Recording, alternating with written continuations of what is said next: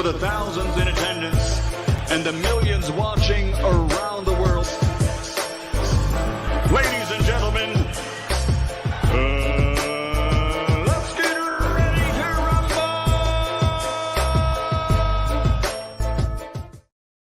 Yeah. What's up? It's our boy, Coach Malachi Williams in the building. We back. True Media Today USA Boxing, man. We are back. Make sure we on point. Make sure we're on point. All right, it seems like we're on point. Okay, hold on. Let me check something out. Look at this here. Okay, that's good. That's Gucci. Everything seems Gucci so far. We're gonna have a good show today. You already know. I'm bringing the heat today, the Harlem Heat. It is what it is. As a matter of fact, let me go ahead and put my damn chapstick on. Yeah, man, Lisa Bells, what's going on, sis? So what's going on? My sister Lisa Bells in the building. Lisa in the building. Lay Low in the building. Green Eyes P, what's going on, sis? CJ, what's happening? Diallo Hagen with the link read. He said salute. You know what I mean? So shout out to Big Sarge. Jackie Hernandez, what's going on, sis? Shout out to Jackie Hernandez. Brady 12, what's happening? It is what it is.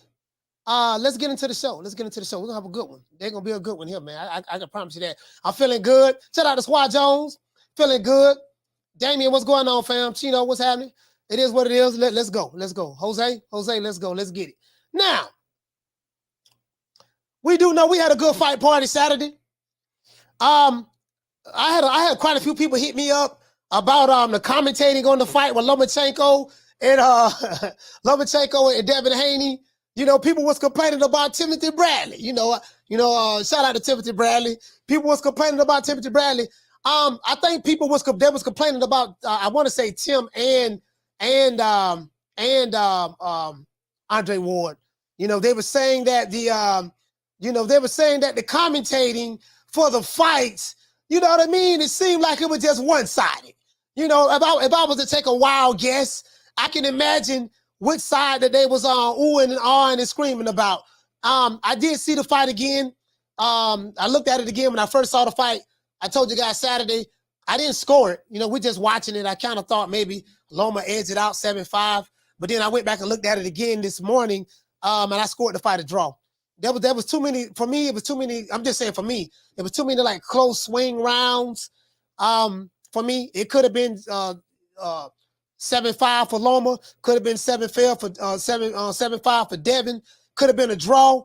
Some people seen it. I had one guy say he saw it 9-3 for Lomachenko. I had another guy say he saw it 9-3 for Devin, for Dev, 8-4. Either way, some people counted certain things when they put them up, scored the fight, however they seen it. Me, I watched it. We saw the fight party. When I watched it, I didn't have any volume on anything. When I sit back and watch these fights, I don't like having the volume on. The reason why is because a lot of the things that people have called me and told me about, they complain about the commentators. And I told you guys before, boxing commentators are similar to wrestling commentators. When you ever know when you listen to the WWE, shout out to Knockdown 305. I don't like calling it WWE because I came up, it was the WWF. You watch the WWF and then they when you hear them, they make it, even though you're watching it, they make it seem like it's worse than what it is. Hulk Hogan, he come in with the big boot. He put the big boot up. Hogan throw him to the ropes. He put the big boot up, put his leg up. The dude run into the boot and fall out. Oh, he got the big boot. And everybody go to screaming. And then Hogan bounce off the ropes and come down with the big leg. He jumping the leg, boom, and that's it. So boxing commentators remind me a lot of the wrestling commentators. True. Bro, you get what I'm saying? Especially when it comes to certain fighters. A lot. This what these commentators do. You get what I'm saying? So, for me, I don't give a damn. I tell you guys time and time again, I don't have any emotional attachment to any of these fighters. You know what I mean? So, I don't have an emotional attachment to none of these fighters because, my emotional attachments is to a haggler. I got a haggler to my right. Ray Robinson right in front of me right there. You know what I mean? You know, I got Roy right there. I got Pernell right there. Tyson right there. Who else I have? Yeah, Ali right behind me. You get what I'm saying? So, that's why my emotions is at. I don't get caught up in a lot of this shit that I see going on online. The more I learn about people online and how the online game goes with the people emotions and how people project their insecurities onto you and all that stuff there, the more I learn about this stuff, the least attached that I am. I'm so detached from it now. I was like, yeah, nigga, whatever. True.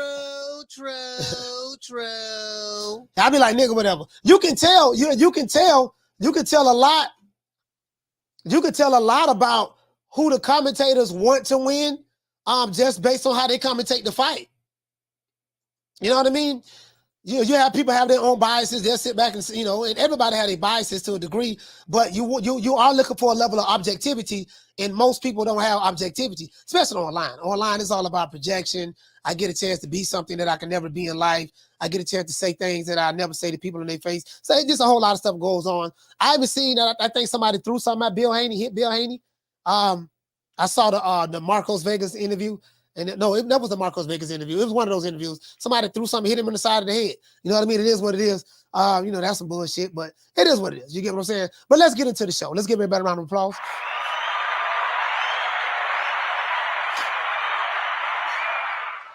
Devin Haney's next move, guys. What will he do next? Devin Haney wins a controversial unanimous decision over Vasily Lomachenko, and what many feel was the wrong decision. That's to be nice about it. I even heard the terms like robbery and this and that. Oh, so we're gonna have a good show today. We're gonna have a real good show today. Because some of these people screaming robbery today, when you bring up their favorite fighters, they had a total different take on it. But I just want to bring that up. Me, I like to point out the double standards and the hypocrisies that come from all sides. You get what I'm saying? Let's point that out.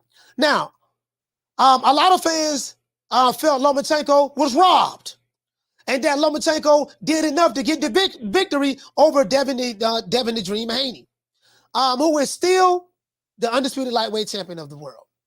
Now that the smoke is clear, Devin Haney has some tough decisions to make. One decision is he rematched Lomachenko. A lot of people want to see that rematch. I wouldn't mind seeing it myself. Some people say that I was listening to Blood Boxing. Shout out to Blood Boxing. I was listening to him, and I heard a couple of people say that, no, Devin Haney don't need to give Lomachenko no rematch. Lomachenko don't give people rematches. When Lomachenko beat people, he don't give them rematches. And I'm like, you know what? I didn't even look at it that way.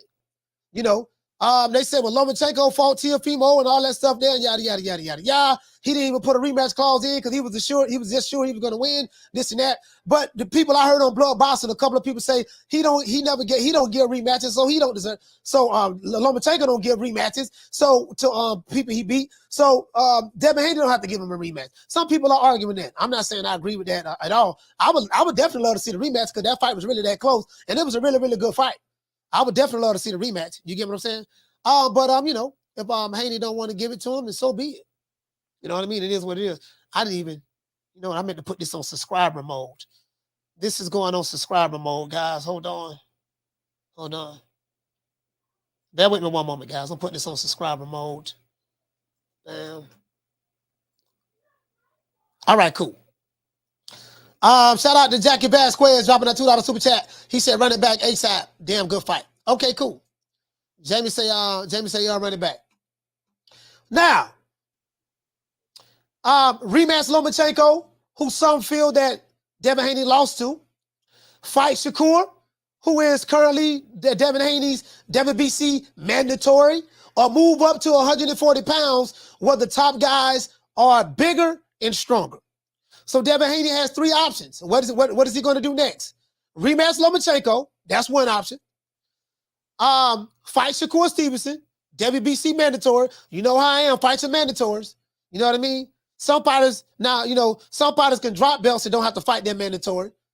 You know what I mean? But if we gonna keep that same energy. If Devin Haney decides, hey, well, I want to drop this belt and then fight a tougher challenge, shouldn't nobody say, hey man, he ducking Shakur because some fighters drop their belts You know what I mean? In the past, and you know, they was chasing greatness, fighting tougher competition, and got elevated to other belts. So we're gonna keep that same energy. True.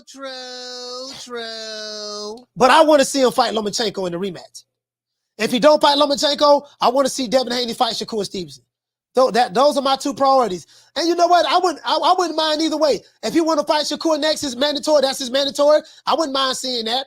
But because it's fresh off the Lomachenko fight, I wouldn't mind seeing that neither. But you know, I wouldn't mind seeing that neither. Or if he's struggling to make the weight, which everybody know who he is, move up to 140 pounds. Move up to 140. You know what I mean? Now, let's look at, I want to do this show with a little twist. Let's look over some of the controversial decisions of the past to see where exactly does this fight measure up to. Leave your comments below. Hate, like, share, subscribe. Let's give everybody a round of applause one more time.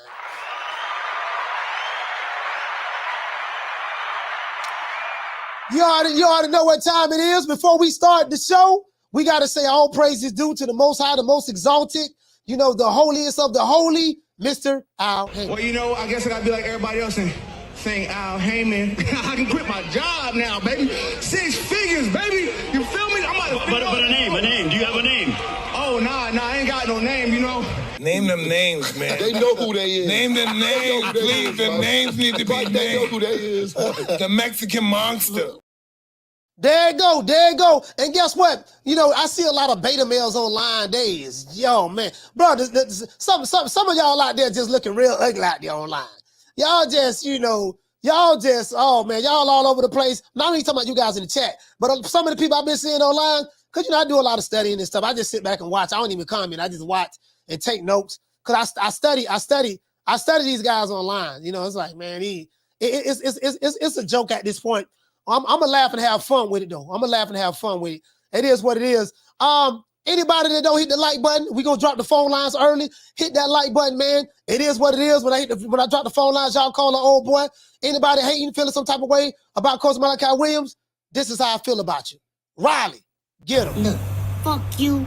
Fuck the plane you flew in on. Fuck them shoes. Fuck the socks with the bell on it. Fuck them cheap ass cigars. Fuck your yuck mouth teeth. Fuck your hairpiece. Fuck your chocolate. Fuck Guy Ritchie. Fuck Prince William. Fuck the Queen. This is America. My president is black and my Lambo is blue, nigga. Now get the fuck out of my hotel room. And if I see you in the street, I'm slapping the shit out of you. Shout out to my sister, man, Bless 365. You know, I love the Tenderonis, man. For Bless, you know, Green Eyes P, you know what I mean? My sister Lisa Bells. Ron Boy Fresh in the building. What's going on, Slim? Ron Boy, I'm waiting on your call when I drop these phone lines. Ron Boy say, hey, yo, Mo, check this out. He said, hey, yo, Slim, check this out, Mo. Listen, I told you, Mo, what the play was. Didn't I tell you what the play was, Mo, about a year ago? I told you, Mo, about 6 months ago, or however long ago, when Devin Haney signed with Top Rank, didn't I tell you what the play was, Mo? Mo, didn't I tell you what the play was? Now, some of you niggas is like hoes. I gotta say this. Some of you niggas online is like hoes. When I say niggas, I'm talking about the white nigga, the Hispanic nigga, the black nigga, and the Asian nigga. Some of y'all are like hoes. Some of you niggas just like to argue like bitches all the time.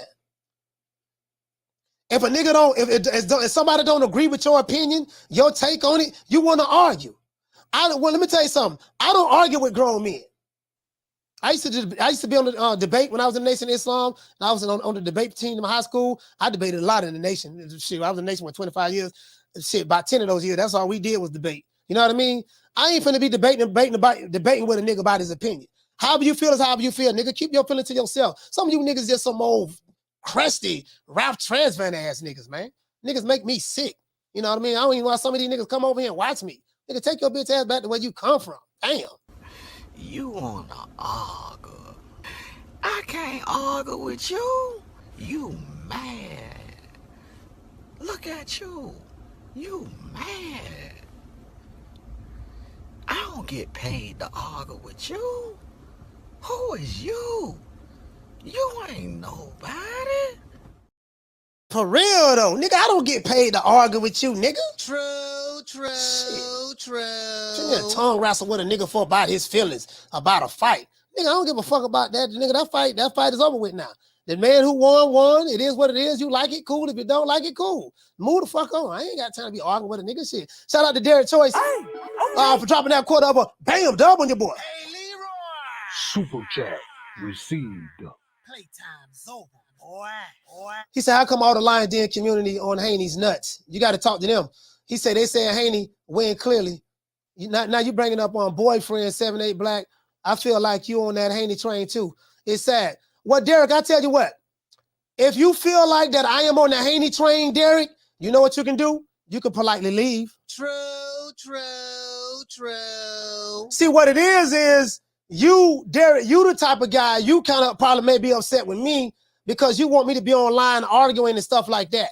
I haven't even gotten into the show. I'm talking about niggas who all in their emotions. You try to compare me to some other guys that you have an issue with. If you have an issue with BF78, you need to go bring that issue with them. You could have kept your $5 on me. If you feel like that I'm on the Haney train because you probably on the Lomachenko train, if you don't like it, you can leave. You know my motto. I give a fuck about your money. I give a fuck about your feelings. That's for any nigga who feel the way Derek Choice feel. And I mean that. I'm dead ass serious about that. Shout out to Derek Choice again. He said it was good, highly skilled fight, and I would love to see them run it back. Yeah, just thank you for the $15, but you could have kept that shit. I don't need your money, fam, to be honest with you. But I just want to let you know that if you feel some type of way, if you feel like I'm on that wave, guess what? Unsubscribe and go to someone who's pro Lomachenko. I'm not pro Lomachenko nor pro Devin Haney. That's my last time addressing it. I don't give a fuck about you niggas' feelings. I mean that. You $15 too, nigga. Shout out to Vigilante, dropping that $2 super chat. Said not a robbery, but too close to have a rematch. I'm gonna open up these phone lines. Call the show, Derek. You can call the show. You and any nigga that's feeling some type of way. Now, let's look at some controversies here. I'm looking at, I got a list of 30 fights. I just pointed out 30. And I got a list of 30 fights where there was some controversies around this. And the people who was pro the fighter that won felt that the judges made the right decision. And the people that was for the fighter that lost, they felt the judges made the wrong decision. Period. What Coach ain't gonna do, I ain't finna see him be arguing with you niggas. I don't give a fuck about you niggas' feelings, and I don't give a fuck about your subscribership. Again, any nigga feeling some type of way, nigga unsubscribe and go back to your mama house. I don't want your money, none of that shit. Fuck you. Okay. I mean that. I'm dead ass serious about that. I really mean that shit. I ain't gonna let you niggas blow my heart today.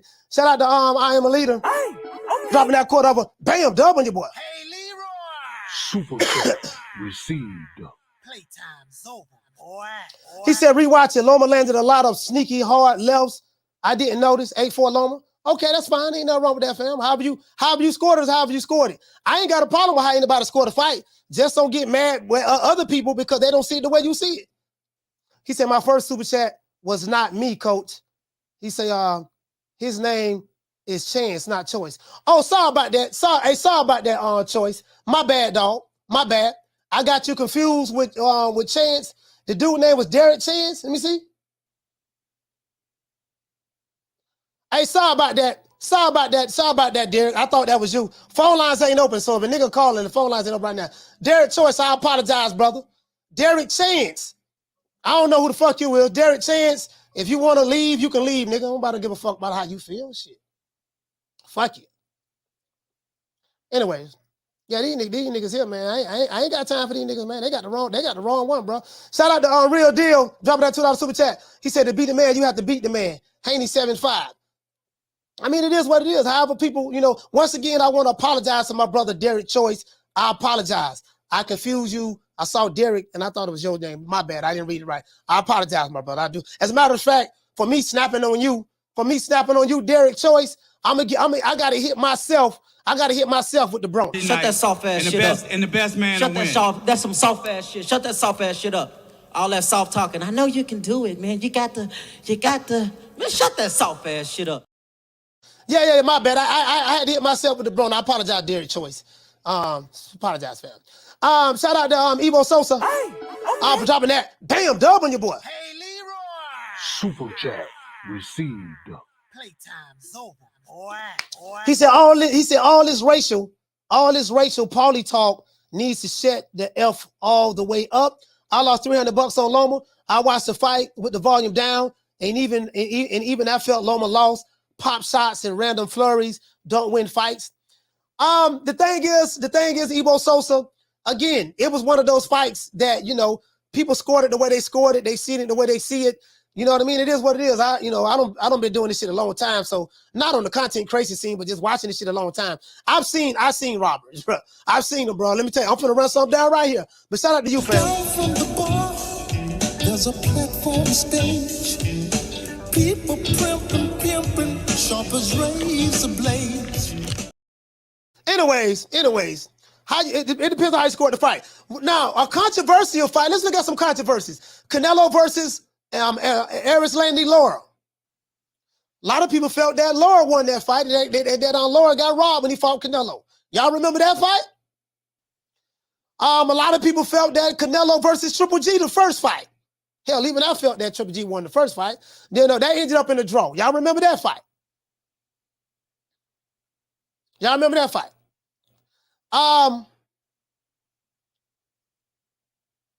Josh Taylor versus Jack Catterall.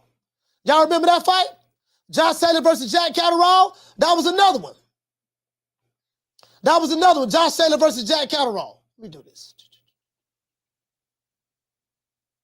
Hold on, let me see something. Jason Mones. So Derek Chance and Jason Mones. Yeah, let me go ahead and block you, Jason.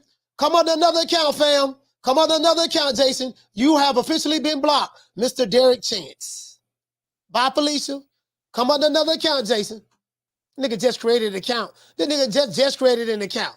I say, let me look at this dude name. This motherfucker, Jason Mones. I know your bitch ass anywhere. I know bitch ass Jason Mones anywhere. Nigga got all kind of accounts. Shout out to Swift 718. Hey, okay. Dropping that quarter over. Bam, dub on your boy. Hey, Leroy. Super chat received. Playtime's over, boy. He said, we got a great fight. Not mad with any decision win. Only discrepancy was one of the scorecards. Yeah, I had a problem with one of the scorecards too. 116, 114, 116, 112. I had a problem with that myself. And another thing, I thought that if it was a victory, it should have been more of a split decision than a unanimous decision. That's another thing too. You get what I'm saying? So, you know, it is what it is. Anyways, Josh Taylor, Jack Catterall. Y'all remember that one?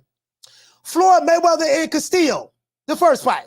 You know, Floyd, remember a lot of these guys, there's a lot of guys, they hate Floyd Mayweather to this day. They can't stand Floyd Mayweather. And he just kept beating them. 50-0, well, 49-0. I don't count Conor McGregor. That was an exhibition match. But remember that? Now, Floyd did run it back. But what I'm saying is, even after he ran it back, to this day, people say, oh, man, it don't matter. You know, and what's the name? You know, Castillo got robbed. Remember that? Yeah. Chavez versus Pernell Whitaker. That fight ended up in a draw. I hated Chavez with a passion after that fight. I blame Chavez for what the judges scored. Well, it wasn't the fighter's fault. Another thing, too, people mad at the fighters. If the judges score something a certain way, why you mad at the fighter? The fighter ain't scoring the fight. But I used to do the same thing. I get it. Chavez versus Pernell Whitaker. I'm still mad about that one. Lennox Lewis versus Evander Holyfield, the first fight. They said it was a draw. Lennox Lewis beat the brakes off of Evander Holyfield. Where was the draw at? True. Lennox Lewis versus Ray Mercer. Rolly Romero versus Jackson Marinez. Do y'all remember that fight? Rolly Romero versus Jackson Marinez? Jackson Marinez beat the brakes off of Rolly Romero, gave him a boxing clinic. Guess what? Rolly won unanimous decision. True. Sugar Ray Leonard and Tommy the Hitman Hearns, the second fight. There's no way in the hell that second fight with Sugar Ray Leonard and Hearns was a draw. Shout out to Jason Follow on Christ. Hey, okay. Dropping that quarter over. Bam, dub on your boy. Hey, Leroy. Super chat received. Yes. Yeah, yeah, that's controversial. I just read that. Yeah, absolutely. Man, Tommy Hearns beat Ray. I think he dropped him 2 times. I think, if I'm not mistaken, if my memory serves me correct, I think he dropped him 2 times. Hearns beat Ray the second fight. He got robbed of that, in my opinion. A lot of people felt that way. Oscar De La Hoya versus Pernell Whitaker. Controversial decision. Oscar say no. They say you're going to give him a rematch. A lot of people booing felt like, he say no, he don't get no rematch. He don't get no rematch. That's what Oscar De La Hoya said. I can go to the Olympics, Roy Jones, when he lost the gold. I can go back old school to the old school guys. Joe Louis versus Jersey Joe Walcox. Jersey Joe Walcox got dropped twice in that fight. The first fight, he won a split decision. Another controversial decision. Tito Trinidad versus Oscar De La Hoya. I think that was 1999. Tito won by majority decision. I hated Oscar De La Hoya. Didn't like him at that time. I was pulling for Pernell Whitaker. I mean, pulling for Trinidad. But guess what? When that fight was over with, I felt like, I said, damn, man, I think Oscar won that fight. But even though he did run the last 10 rounds, he ran rounds 10, 11. He ran the championship rounds 10, 11, and 12. That's what lost it for him. Timothy Bradley. A lot of people talk about Timothy Bradley. Timothy Bradley loved Lomachenko. A lot of people complained. Shout out to Tim. They say they complained about his commentating. He was pro-Lomachenko. They said it was a pro-Lomachenko crowd, pro-Lomachenko commentators. That's what they say, right? And people saying it's a controversial decision. But do you guys remember Timothy Bradley versus Manny Pacquiao? Timothy, I'm pretty sure you remember that. I remember Tim was on the show. Remember when Tim called the show? He said he was receiving death threats and everything. True. Timothy Bradley said he was receiving death threats. His daughter, his beautiful daughter, was getting bullied in school because of that controversial decision versus him and Manny Pacquiao. So if anybody know about controversial decisions, it's Timothy Bradley. I remember that.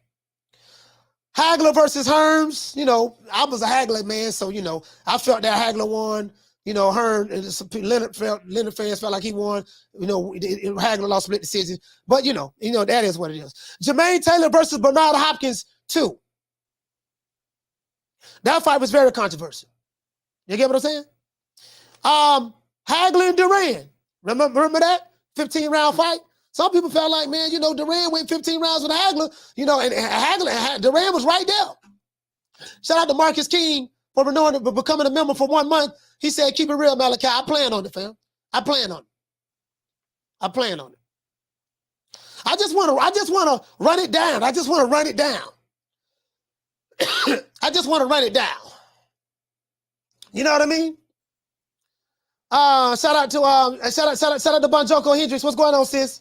Hey, okay. Dropping that quote over. Bam, dub on your boy. Hey, Leroy. Super chat received. Playtime's over, boy.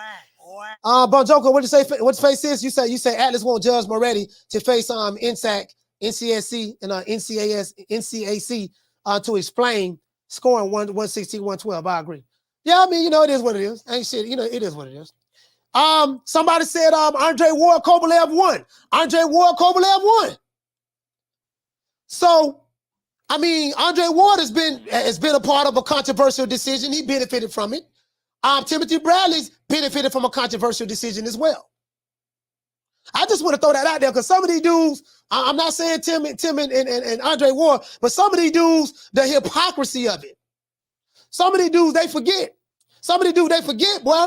Wait a minute, hold on. What you talking about now? You were just hold on, you know. I just want to throw that out there. Tim Bradley and Manny Pacquiao. Hagler and Leonard. Jermaine Taylor and Bernard Hopkins is a rematch. Hagler Duran. Sugar Shane Mosley and Oscar De La Hoya. Y'all remember that? They fought twice. Oscar was the A side. Oscar was expected to win. Sugar Shane Mosley was undefeated. I think it was like 34-0 at that time. He was a bad boy coming up from the lightweight division.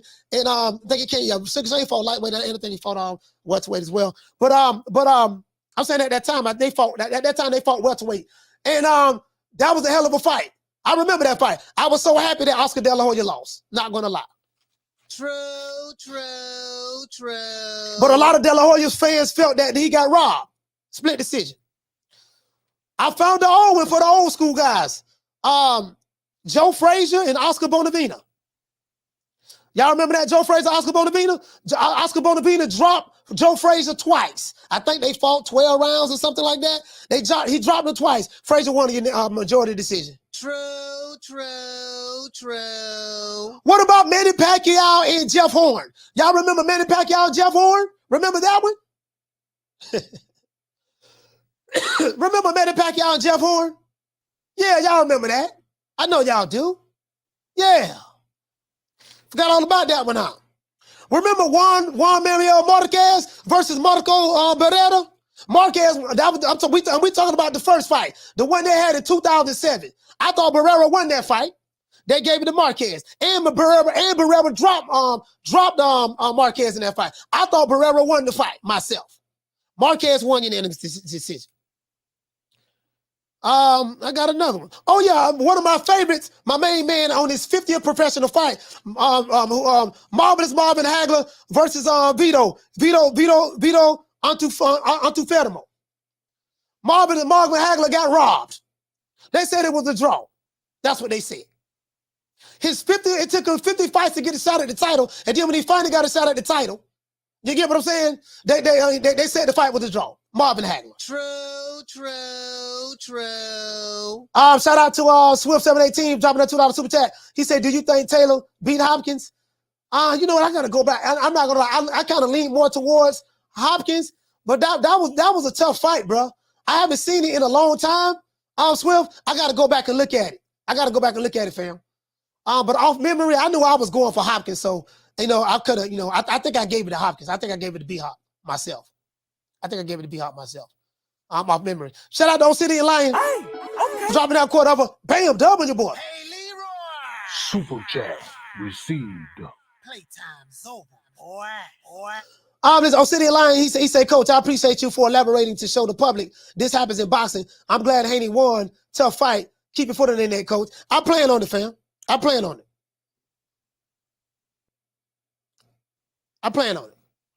You know what I mean? I'm feeling good. I ain't finna let these niggas blow my. I'm finna drop the phone lines in a minute. Trust me. Phone lines will be dropped. Down from the bar, there's a platform stage. People pimping, sharp as razor blades. Oh, this is another one here. Eric Morales versus Barrera, the first fight. Morales won by split decision. That was a fire burner. Eric Morales and Antonio Barrera. You know what I mean? That was a fire burner, the first fight. A lot of people felt some type of way about that as well. John Ruiz versus Evander Holyfield. That fight was scored a draw. John Ruiz beat Evander Holyfield. That fight was scored a draw. Fernando Vargas versus Winky Wright. I remember that. Vargas won by a majority decision. He was a young up-and-coming pup at the time, and everybody was pretty much avoiding Winky Wright. They didn't really want to fight him. I remember that as well. Michael Spinks versus Larry Holmes. 1 and 2. I felt Larry Holmes won the first fight and the second fight. I felt they robbed Larry Holmes. That's what I felt. Shout out to Jamie Backward, dropping that $2 super chat. He said Charlo versus Harrison was a controversial decision as well. I forgot all about that one. Jamel Charlo versus Tony Harrison. That was a controversial decision. And guess what? That was a unanimous decision victory for Tony Harrison. True. That was a unanimous decision victory for Tony Harrison. Now that you brought that up, let's bring up Jamel Charlo versus Castaño, the first fight. Jamel Charlo versus Castaño, the first fight, a lot of people felt that Brian Castaño won. A lot of people thought that Brian Castaño won. Y'all remember that fight? No, y'all remember that one. Roland Romero just fought Grandpa, but the referee stopped that fight, so we ain't worried about that. He didn't go to the scorecards. Y'all remember that fight? The judges say nah. Jamel Charlo was crying on stage. I remember that. He was crying on stage. I remember that, like it was yesterday. He said Canelo Lara. I already said Canelo Lara. Canelo was in a couple of questionable fights. Floyd Mayweather versus Marcos Maidana, the first fight. Y'all remember that one? A lot of people felt Marcos Maidana won that fight. The judges robbed Maidana against Floyd Mayweather. Lomachenko versus Jermaine Ortiz. I remember we did a show the next day. A lot of people was like, "Man, I'm a fan of Loma, coach, man." But I feel like that kid Jermaine Ortiz, he won that fight, man. I feel like the judges robbed that boy. I remember they said that he won that fight, man. I remember that. Jermaine Ortiz and Lomachenko. Justin, and this is just to name a few. Y'all, I already said Castillo. I already said that. Shout out to Jackie Hernandez. I already said Castillo. I want to say Avo Dave. He said that was one judge that gave Canelo a decision over Floyd. Yeah. That's crazy. Yeah, I said Canelo Triple G. Let me go ahead and y'all already know what time it is, man. We're gonna do a good quick station identification break. Shout out to my brother Freeway Ricky Rose. You know, True Media Today, USA Boxing. We are the official podcast of Team Freeway Boxing. It is what it is. Salute, fam. What's my name? My name is nobody, and I don't live nowhere, and I don't know nothing. I don't know because I know that you gon' tell God on Jesus, kiss a Judas, silver pieces, monkeys acting in the monkey show. Gangsta monster killer, silverback. Where is your rap sheet? And the truth never explains. Moving fast, thinking slow. Dummy clown, silly Billy, need a hug. Thugs on drugs, monkeys acting in the monkey show.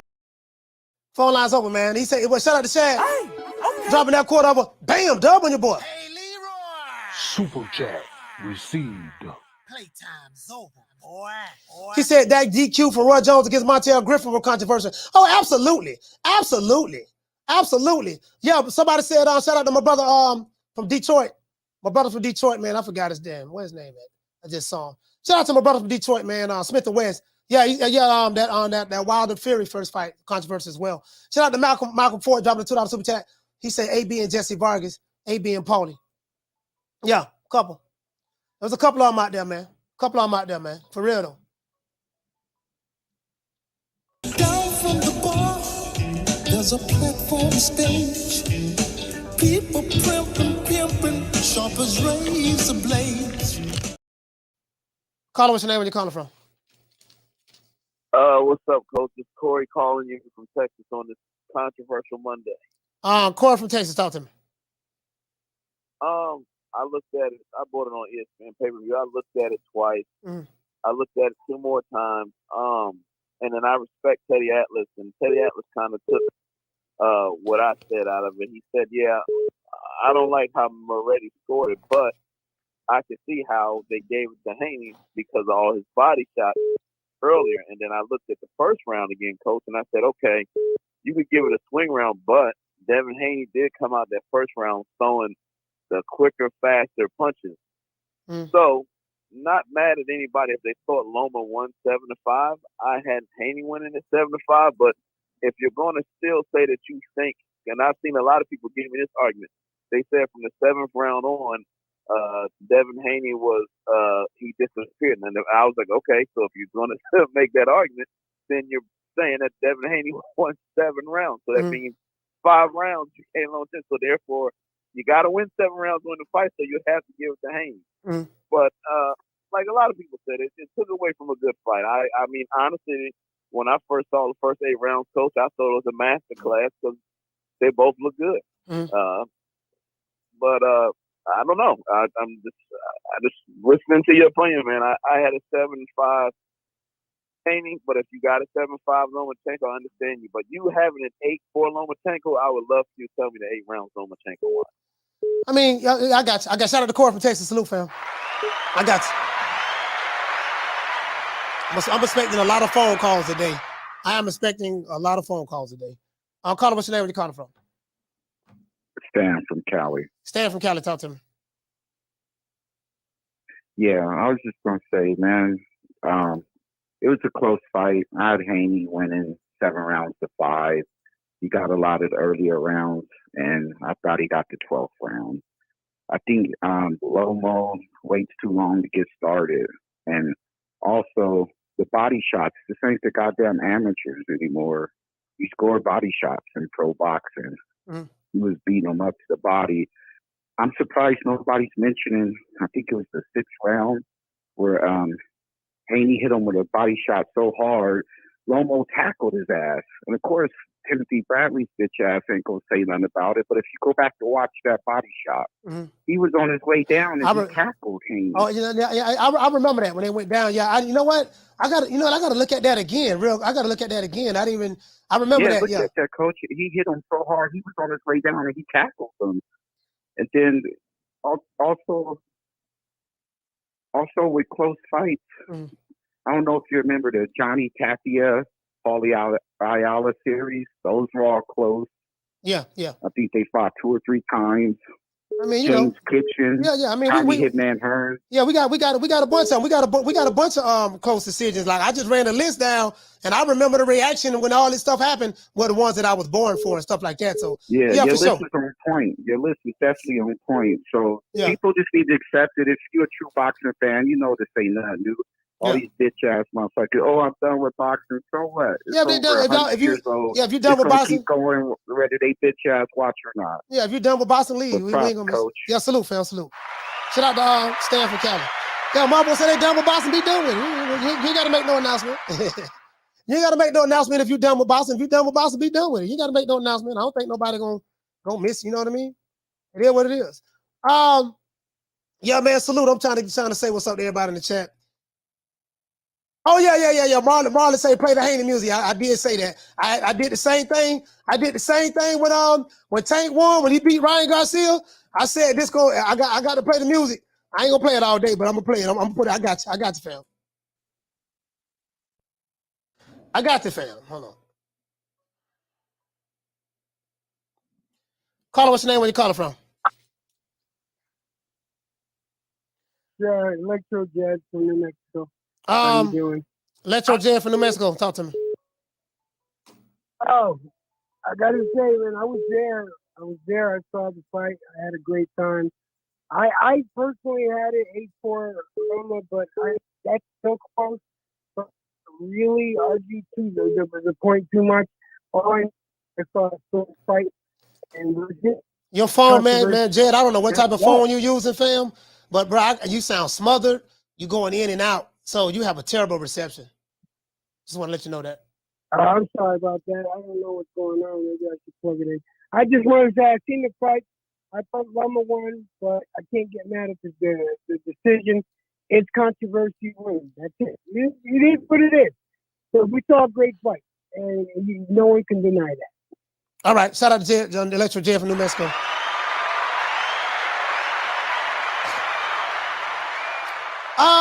Yeah, bro, like I'm sitting here looking at this list, and I'm like, damn, okay. I'm looking at just even the recent ones. Roland Romero, Lord have mercy. I don't even talk about him. Doggone Lomachenko, Jermaine Ortiz. I'm like, okay. I'm looking at Eric Morales and Barrera. I remember those fights there. And Marquez and Barrera. Doggone Timothy Bradley, Manny Pacquiao. Bro, remember when we interviewed Tim? Tim said that the fans were so mad at him that he was receiving death threats. And I'm not gonna lie. When I saw that fight, I thought that Timothy Bradley lost to Manny Pacquiao. I didn't want to kill him. You know what I mean? I thought he lost to Manny Pacquiao, but I didn't want to kill him. You know what I mean? But I remember that he said, man, and remember what he said? He said, you know who made me the way I am? The people online. He said, I had fighters. Timothy Bradley said, I had fighters attacking me, saying I lost to Manny Pacquiao. I had people online attacking me. My daughter was getting bullied in school. Do you remember that? True. Do you remember that? But I remember that like it was yesterday. We just interviewed Timothy Bradley. You get what? You get what I'm saying? I remember that. We just interviewed Timothy Bradley. Definitely remember that. I'm like, oh, okay. I get it. But I didn't know that he went through that. Now I am the #1 contender. I'm tired of James the Poodle, Grim Reaper, whatever you want to call himself, ducking me. All right, I'm tired of man driving around town in 8 Rolls Royces. He ain't fought nobody. I'm still in a Broham.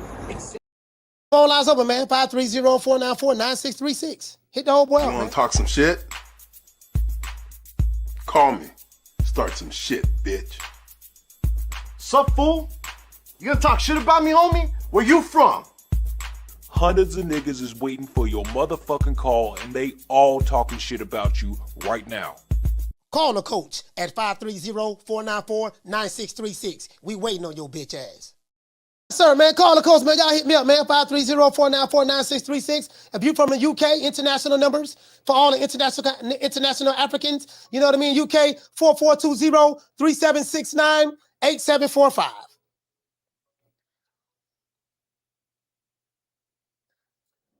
Caller, what's your name? Where you calling from? Ken from New York. You say Ken from New York? Yeah, from New York. All right, Ken from New York, talk to me. Going back to the fight, Haney should have made it that close. But I wanted to talk about what he should do next. I think he should take on leave Top Rank, go with a PBC fight Tank, and then probably go back to Top Rank and fight the winner of Teofimo and Josh Hill. You know what I mean? Okay. All right. I think that'll maximize enough money, and he'll be rich at the end of the day with that one. All right. Shout out to Ken from New York. All right. Salute. Your point well taken, man. Shout out to Southpaw Killer. He said, Coach, did you see Blood's film study yet? No, I haven't seen it yet. Dropping that $2 super chat. Shout out to Ellen Maddox, dropping that $2 super chat. He said, Duck Nello, king of being on good side of bad decisions. Okay. Your point well taken, Alan. Yeah, but we sit back and ran this down already. What you said, you're late. He re-signed with Top Rank. Has that been confirmed? Has that been confirmed, Bless, that he re-signed with Top Rank? Because I did hear a video about Paulie Maldulani. I'm going to play that video as well. A lot of people hit me up on it, but they don't know I already heard the video. I dropped the video on it myself. So he made a race, played the race card pretty much. Well, I don't even say play the race card. I guess he felt how he felt about it. And there's always two sides to every coin.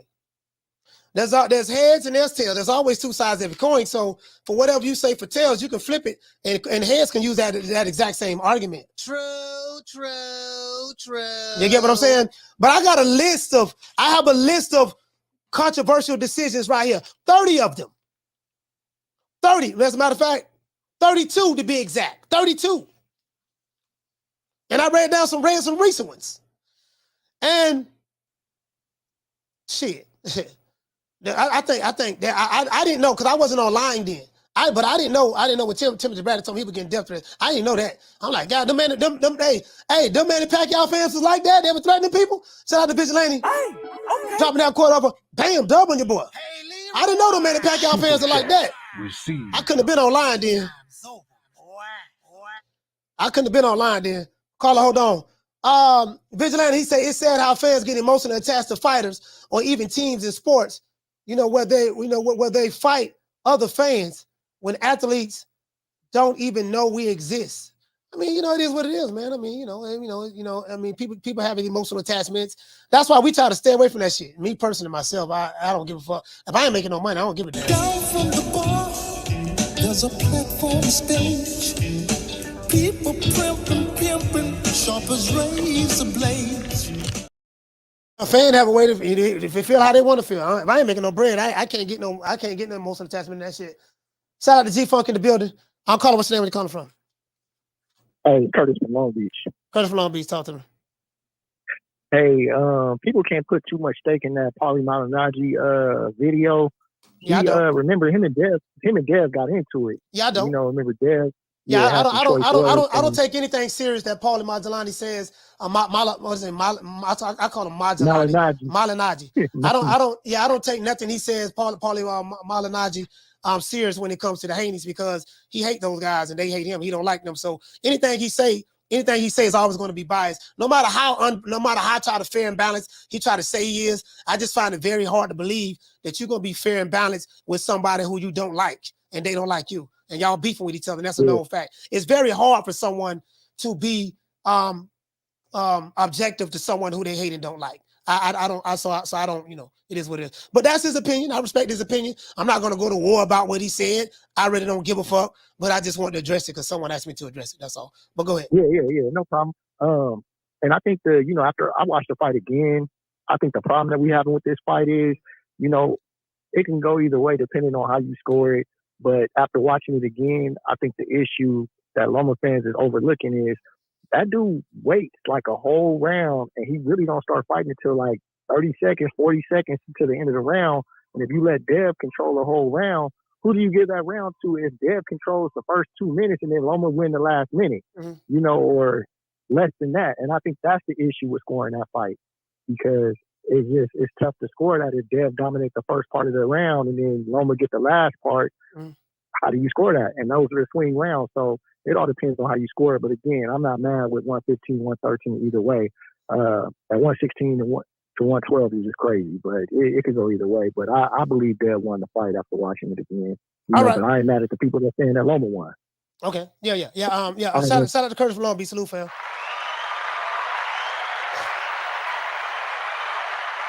Yeah, that's my thing. My thing is, I'm not mad either way. I'm not mad at Loma fans. I'm not mad at Haney fans. I'm not mad either way. You know what I mean? Because I literally, you can see the look on my face. I really don't have an attachment to it. You get what I'm saying? I don't. You get what I'm saying? So it is what it is. I really don't have an attachment to it myself, But I see a lot of people out there acting like a damn jackass. I do see that. Caller, what's your name? Where you calling from? What up, Coach? I'm from Brooklyn, man. Y'all was from Brooklyn. Talk to me, fam. Yo, I watched the fight. I was on the fight party the other night. That's me or you? Go ahead, that's me. Go ahead. I was on the fight party. I thought Devin won the fight. I didn't think the decision was bad at all, man. To be honest with you, because 7-5 and 8-4 is one round. You know what I'm saying? So it ain't that much better than the other. Yeah. You know what I'm saying? A draw, I would accept it, but you can't go in there and Dev is landing the more cleaner, harder shot. Yeah, he landed less. Lomo was flurrying and not turning nothing over. He in there just flurrying. You know what I'm saying? Nothing on his shot, nothing behind him. You know what I'm saying? The crowd was in Dev's favor. Timothy Bradley, a fucking dick rider. I never seen in my life. Yeah, that nigga's a fucking dick rider. I don't know, if he fucking that nigga wife or he hooked him up in Russia or Ukraine or some shit. That nigga was on his dick. I gotta call Tim about that because I was like, bro, because I had people was hitting me up. Man, did you hear Timothy Bradley commentate? Now anybody who was here Saturday and saw the fight party with me, you guys know I had the volume down. And then when I rewatched the fight this morning, I didn't hear the volume at all because when you rewatch fights, you definitely cannot have the volume because I understand what commentators are for. Boxing commentators are very similar to wrestling commentators. You get what I'm saying? And that's what I see. That's what I see. So but I'm gonna go back and look at the fight again with the volume up and hear the commentating. People telling me, Coach, whatever you do, listen to that commentating. They told me that. Yo, man, that nigga was biased as a motherfucker. You know what I'm saying? A lot of these, it just shows me but all these motherfuckers, they don't know nothing about the sport, man. I don't mean to insult nobody or nothing. Yeah. But if you watch that shit, man, come on, man. The crowd is in his favor. They going off the fans' reaction. Every time he threw something, they're fucking blocked it or flipped it. They going crazy. Tim Bradley, I'm trying to keep it clean, man. But he's doing what he's doing with his mouth. You know what I'm saying? No homo. But you know what I'm saying? It was so biased, man. I didn't see nothing wrong with that decision at all. When I heard 116, 112, I knew Dev won the fight. Because that's around when I had it, man. To be honest with you. You know what I'm saying? Yo, a lot of these people that really think Lomo won, watch the fight with the volume off. Please, man. Okay. Please, man. Dev did good body work. I'm not going to hold you, Coach. Great show, man. But that's my opinion on the fight, man. Thank you, man. All right, shout out to y'all from Brooklyn, man. BK, stand up, man. BK, stand up. What Brooklyn at? What Brooklyn at? What Brooklyn at? Now, I got to keep my word. I got to keep my word. Devin Haney fans, by request, they want me to play it, I'll play it.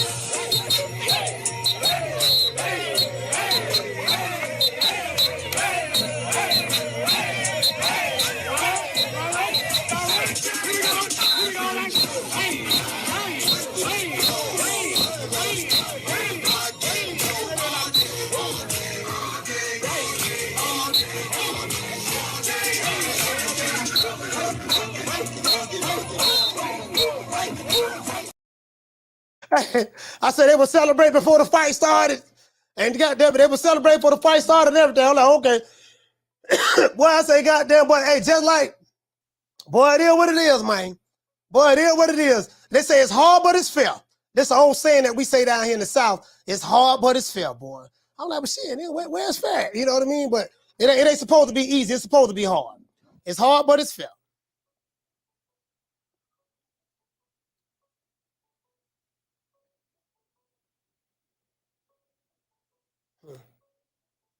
Got a lot of calls calling in right now, boy. Caller, what's your name? Where you calling from? Martin from Oakland. Martin from Oakland, talk to me. Yeah, what's up, Coach? Friday I had the fight. Haney by split decision. Friday night I had Loma winning 7-5. I rewatched it. Best case scenario, 6-6 to draw. I've never heard body shots get so much credit. No Mexican fighter's ever gotten that much praise for landing body shots. And all this, Haney landed the cleanest. Chavez did. You probably, I don't know how Yeah, old you but are, but Chavez did. Yeah. It was an art form the way he did it. Yeah, but just like it's an art the way Roy Jones fought, just like it was an art the way Floyd fought his defense. That's some whole next level shit. But I mean, other than Chavez, you never heard somebody, oh my God, cleanest shots. When I hear cleanest shots, I've always heard someone refer to as headshots, not no body shots. And that's how this, fighter's being justified. At the end of the day, it is what it is. Haney's undisputed. I'm looking forward to, Steph and Inoue. You know what I mean? Yeah. Whatever's going to happen is going to happen. Okay. As far as what Haney decides. All right. Shout out to Mark from Oakland. Salute. We got a super chat. Got a super chat right here. Let's see. Shout out to that strategy. Hey, okay. We're dropping that. Bam, dub on your boy. Hey, Leroy. Super chat received. Playtime's over, boy. She said, what did you say? You say, if I can choose, and I'm Lord Devin Haney. If I can choose, hold on. See what this is.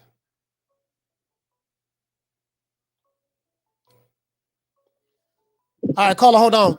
You say, if I can choose, and I'm Lord Devin Haney with the Infinity Stones, I'll fight Cepeda with that rematch clause and make Shakur fight Tank.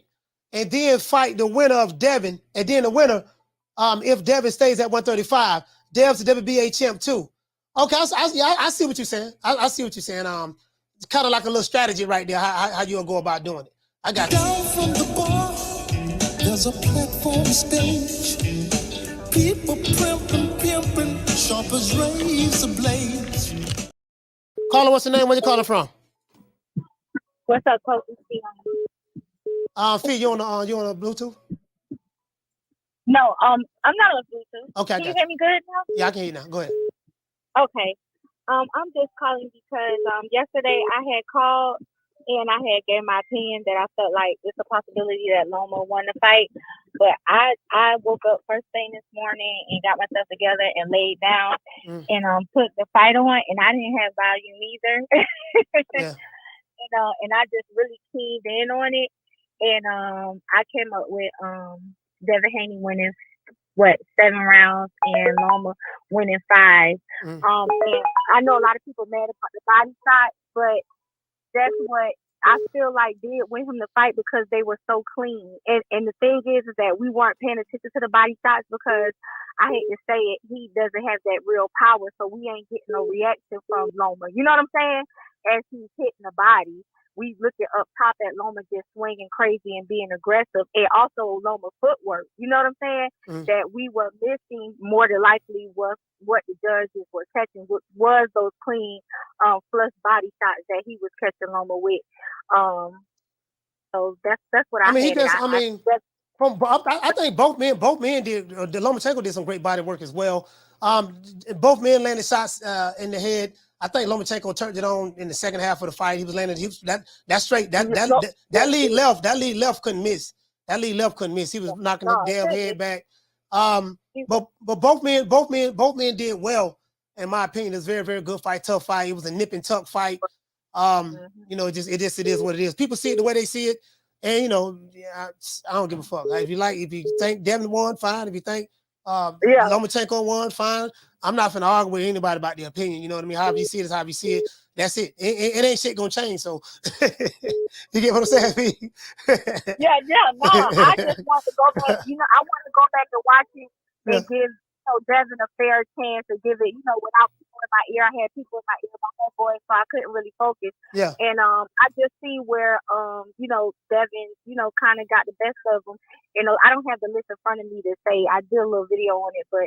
Yeah, Devin won fair and square. I think that it was hard to decide, but he pulled it off. You know what I'm saying? He pulled it off. It is what it is. I don't care either. I don't have no horse in her.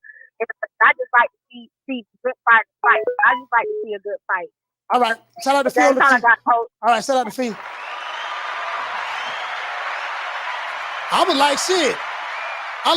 It's amazing. It's amazing because I remember Dan doggone Lomachenko was in a controversial decision with Jermaine Ortiz. A lot of people felt bad. People called in the show feeling that Jermaine Ortiz got robbed, and then now Lomachenko feel like he got robbed. You know what I mean? So I mean, it just go that way. He felt he got robbed against Teofimo Lopez as well. But I get it. I do get it. I understand. Like, trust me, I get it. I'll call him what's the name you calling from. It's Southpaw Killer. Be more represent. You sound kind of muffled, but we're gonna see can we get through it. Southpaw Killer, go ahead. Coach. You sound better I now. wanted to. I asked you earlier in the chat. I don't know if you heard me, but I wanted you to please. I implore everybody to go check out Blood Boxing Film Breakdown. Yeah. He got part 1 and a part 2 of it. I gotta look at it. Slowed everything down. Yeah, I gotta look at it. Yeah. Seen every shot that Lomo was throwing was missing, and the crowd went crazy. Tim Bradley nutted on himself this time, and it didn't go the same way everybody thought that it happened. Oh man, no man. Hey, I gotta get it. I'm gonna get him on the show, man. I gotta get it. I was drunk when I watched it a little bit, you know. Yeah. The first, I thought it was half and half, you know, that Devin just basically just pulled it out, squeaked by, but it wasn't like that. I rewatched it the next morning, and then I watched it, and I was like, I'm just writing down all these rounds for Dad. I'm like, that's like 6 straight rounds. You can't count the little 10-second flurry. How that man doing? It's 3 minutes in a round. 3 minutes in a round, Coach. It's not, you can't do 10 seconds or 30 seconds of a motherfucking and throw some flurries. One hit, and then you say the man won. Man, when you watch Blood thing, you're going to actually see what was hit, what wasn't hit. And I know people who was at the fight got one angle sitting there seat. When you at home and you watching that, it's a totally different outcome, brother. So I want people to call in and tell me what they think about the commentating. How was the commentating? Because you know y'all been jumping down my dog Timothy Bradley's throat. Y'all been jumping down his neck, jumping on his neck, sitting back. Yeah, man. Tim Bradley, he was overboard. Now I haven't listened to the commentating. I intentionally do not listen to commentating because boxing commentating is very similar to wrestling commentating. You know, oh my gosh, you know, the Ultimate Warrior's running to the ring. Here comes The Rock. He got the rock bottom. And everybody get excited and stuff like that. That's what hey man, hey, Southpaw, you got a bad connection, man. Thank you for calling the show. You got a bad connection now, fam. I got you. Well taken. Listen, when I watch a fight, I never listen to, I'm gonna give a perfect example. Caller, hold on. I saw the replay. I saw the replay of Katie Taylor and what's the sister name? Cameron? Chantel Cameron. I saw the replay of that. And every time Katie Taylor landed a couple of good shots, they were like, oh, Katie, and the crowd went wild every time Katie did something. But Katie was getting her ass whooped. Listen, Cameron put no pause on Katie. Now Katie did have her moments. It was a good fight, but I'm like, no, man, I scored that at UD. But I listened to it with the crowd and the commentating, and that's literally what they was doing. That's what they was doing in the Katie Taylor. So I got to go back and watch that fight with the commentating. Tell me what you guys think about the commentating. Call what's your name? Where you calling from? Jason, Cassville. Jake Tennessee. Jake from Tennessee. Talk to me, Cassville. I got you. Yes, sir. How you doing, Coach, man? Hey, man, like I said, I've been on call show several times before. Yes, sir. I appreciate you, man. Either you fuck with a motherfucker or you don't. I like that. Yeah. But check this out. When it comes to the fight itself, I would say this. I noticed that everybody always talk about that straight left, the one that Lomachenko kept throwing. Yeah. That was always on target. Never talk about any other punches that landed. Just that one, right? So if you're going to talk about the left, the damn body blows, he was lifting Lomachenko ass off the mat for a minute there. He was popping his ass real good. And he was catching his ass with other punches as well, but them body blows was a motherfucker. As for the commentating system, I like Timothy Bradley, but that motherfucker's so biased when it comes to Top Rank. I mean, he's just biased as hell. I mean, I was sitting there listening at the fight. I was listening to the fight, and they were talking about punches that didn't even land. I mean, there was a bunch of punches that Lomachenko threw that didn't even land because old boy kept ducking it. You know, only punch that people are talking about is that left, that straight left. It was money, but if you're gonna talk about the straight left, you can also talk about them body blows that Devin Haney was delivering. Well, that shit was money too. I see people keep talking about body blows. So is it in your opinion that Devin Haney only landed body blows? Because Lomachenko faces was marked up as well. So hear me out, coach. Hear me out. Because what I said was, I mentioned his body blows. I said, but them other punches that Haney was throwing as well. Because he was catching with them short lefts. When Lomachenko would come in, he would pop him. Man, you know. Yeah. I'm gonna let you go because I got other calls called in, but I'm gonna let you wrap it up. Go ahead. But no, bro. Hey, but no, appreciate what you're saying. But all I'm saying is, I had a Devin Haney winning that night, and then I watched again the next day. I had him winning 7-5, and that damn 8-4 ain't too far from possibility either. All right, that's possible as well. All right, sorry, Jack from Cassville. But I'm not gonna lie, bro. I was looking at that 10th and 11th round. That 10th and 11th round, Lomachenko went to work. Bro, let me tell you something. Man, that man, listen, especially that 11th round. That 11th round, Lomachenko kicked it into a gear that I didn't think he can kick it into. And he was hitting, but listen, he beat Devin Haney from pillar to post. That 10th round he got off. But that 11th round, I thought he was gonna stop Dev. Because Dev looked like he got hurt in that round. But he was able to weather it. He was able to weather it, and he got out of that round. I was like, God. Then the 12th round, Devin Haney went at Lomachenko. But bro, I'm like, man, that 10th and 11th round, I say, God damn, this motherfucker, yeah, boy, he hitting it with everything in the kitchen sink. True. God. True. Bro, I'm calling. What's the name? Where you calling from? It's Junior from New Hampshire. Junior from New Hampshire. Talk to me. Yeah, so like, you know, nobody's gonna change their mind, you know what I'm saying? I think Loma won that fight. It is what it is. Yeah, and then hopefully Haney does what, you know, Mayweather did and give him a rematch with all the, like Mayweather did with all his other close controversial fights that people thought he lost. He brought him back into the ring shortly after and put the pause on him, you know what I mean?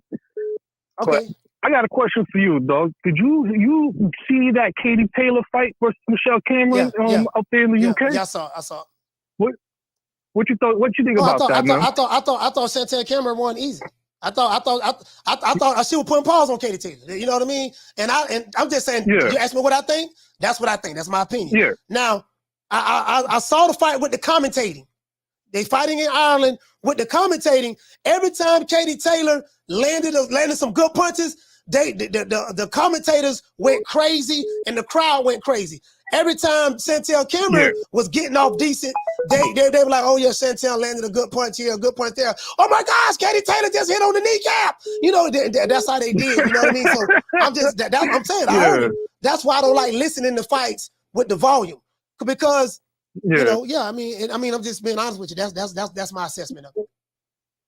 Yeah, I mean, though you and me share similar ideals in that thing, you know what I mean? Because I thought the same as you know what I'm saying? That anytime that Chantel was doing anything, it seemed like everybody was quiet about it. Like, oh, you know, no big deal. Oh. And then, you know, Katie could miss a punch close to her face. Oh my God, look at this happening. Ah! And, you know, so I saw this morning that they're going to rematch, that she activated her rematch clause, but I guess it's going down to 135. Do you think that weight, you know, losing those 5 pounds, because they fought up at 140, you think going down to 135, the same result's going to happen? She got to go back to her weight class. I think Katie Taylor went up to fight her, so she gained weight to fight her. She went up to fight her, so yeah, you know, it is what it is. Hey, but shout out to JR from New Hampshire, man. Salute, fam. We got another calls calling in. Thank you for calling the show. Hey, take it easy, man. Yes, sir. Shout out to Ellie Maddox, dropping that $2 super chat. He said, Coach, do you think rounds 10 or 11 could have been 10-8 rounds? No. I mean, I thought about that. Definitely not 10. If anything, maybe 11. But I thought about that. But nah, you can't get a 10-8 round if you don't drop the guy. If you don't drop the guy or get a standing 8 count, it's just a regular 10-9 round. If you don't drop him and get it, it's just a regular 10-9 round. So he would have to drop Devin Haney. He would have to drop Devin Haney. And he didn't do it. He hit him with everything in the kitchen sink. That 11th round, he hit Devin Haney 20 times. 20. That's a lot. Caller, what's the name? Where you calling from? James Lee, coach. How you doing, my guy? Man, James Lee from B-More. Talk to me, fam. Hey, man. Hey. Man, the haters need to stop, man. That young man won that fight, brother. Only thing I can say is I would like to see them running back. Lomachenko just started too late. Period, point blank, man. He started too late. And he only gave you 2 rounds that you could say were clear, solid rounds out of that fight. Devin worked right in the beginning of that fight. Man, it was more than Lomachenko. You feel what I'm saying? It was more. But one thing I say though is they ain't ready for Tank, bro. Neither one of them. Both of them 2 pillar fisted, man. Both of them 2 pillar fisted. Lomachenko gave Devin all he had in that 10th and 11th round. Yeah. And couldn't drop him. And vice versa. And vice versa. Lomachenko couldn't drop Devin. Dev was clearly sitting down on a body shot. He couldn't drop Lomachenko. Man, he ain't got no punching power. Man, both of them are exceptional boxers. I can't take nothing away from them. But if you can't make Tank think about coming to get you, you're a done deal. Thanks, coach. Hey, James, I agree with you, boy. Shout out to Jay Lee. Hey, you know what I mean? Motherfucker, I'm like, man, I don't know, boy. They talking about doggone because a lot of people hit me up like, yeah, man, what you think Tank would have did? What they would have did against Tank? I said, well, the only problem with that, this is the only problem I have with that, right? The only problem with that is this. Tank had an opportunity to fight Lomachenko, and he didn't fight him, right? So we sitting back playing Monday morning quarterback, what Tank would do. And you know what? I'm not gonna lie, I kind of maybe want to agree with James Lee on this here. Because Tank is a different animal. He has excellent footwork. He has power that's gonna make you hesitate. Like, man, that motherfucker can crack. It's something about that power, boy. It's something about that power. So, and that's the frustrating thing with me with Tank. I was like, man, I wanted to see him fight those other dudes because he could have cleared all doubt. Now you got Lomachenko talking about, I was calling Javante out. He didn't want to fight me. And, truth be told, he probably, the Floyd Mayweather may want to make that fight. Truth be told. So now it's like, I don't want to be the guy that I hope, I think he'll win. No, Tank Davis is a phenomenal fighter. He's a top-notch guy. But, man, let me tell you something, boy. That goddamn Loma boy is a motherfucker, dog. I'm going to break that down, too. Call him, what's your name? Where you calling from? My name is Les from Cincinnati. Wes, are you in the hallway on the Bluetooth? Because it sounds like you sound like you far away and distant. Oh, I'm right here on the phone. Can you hear me? Yeah, well, yeah, I got you. We'll try to work through it. Go ahead. Oh, yeah, man. Yeah, I thought Devin Haney won the fight. I thought Loma tried to he seemed like he was struggling trying to get on the inside. I think Devin Haney did a good job keeping him on the outside with the jab. And I just thought that Devin Haney did a good job of ring general shit and overall boxing, body shot. I gave it to Devin Haney. All right, shout out to West Cincinnati. Salute, fam.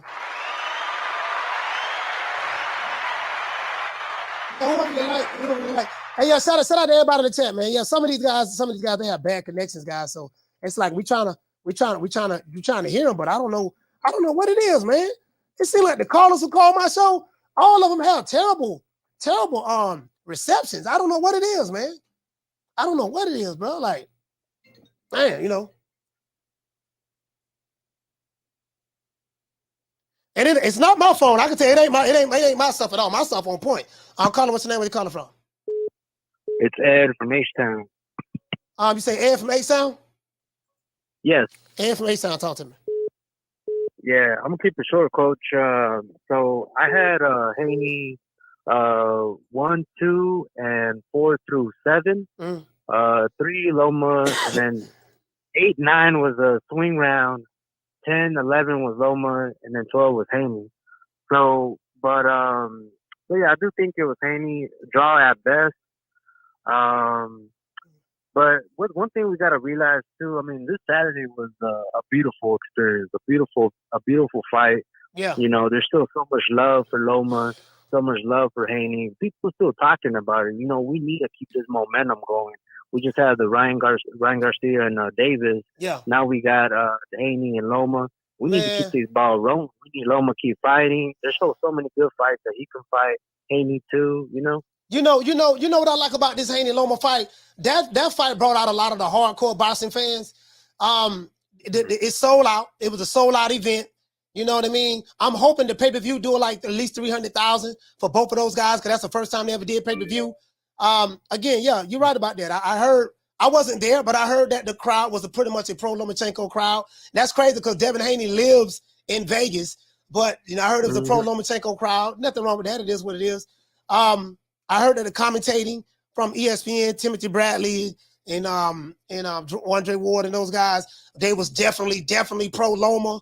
You know what I mean? And I remember I asked Timothy Bradley about that. I say, Tim, you know one thing I didn't like or don't like about you? He said, what's that? He said, what's that, coach? I said, man, listen, man, it just seemed like, bro, I don't know what it is with Lomachenko, but it's like the hyperbole. He's a great fighter. He's a phenomenal fighter. And let me tell you something. After what I saw Saturday, man, that Lomachenko a motherfucker, bro. Bro, the way he was getting around that weak side, as the fight went on and he started turning deaf, I'm like, God damn that motherfucker there, man. And he's so light on his feet. He gonna be hard for anybody, whether it's Tank, whether it's Shakur. That dude, he's so light on his feet, dog. Like, it's gonna be hard to time him. But Ed, I'm gonna let you go. Go ahead. Yeah, I was just gonna say, Coach. I did think that they brought the best out of each other. They also brought the flaws out of each other. Yeah. And I think there's just so much more fights that they both definitely can bring to the sport. And I just can't wait for it. So, yeah, for sure. Thanks, Coach. Shout out to A-Sound. Salute, fam. Yeah, so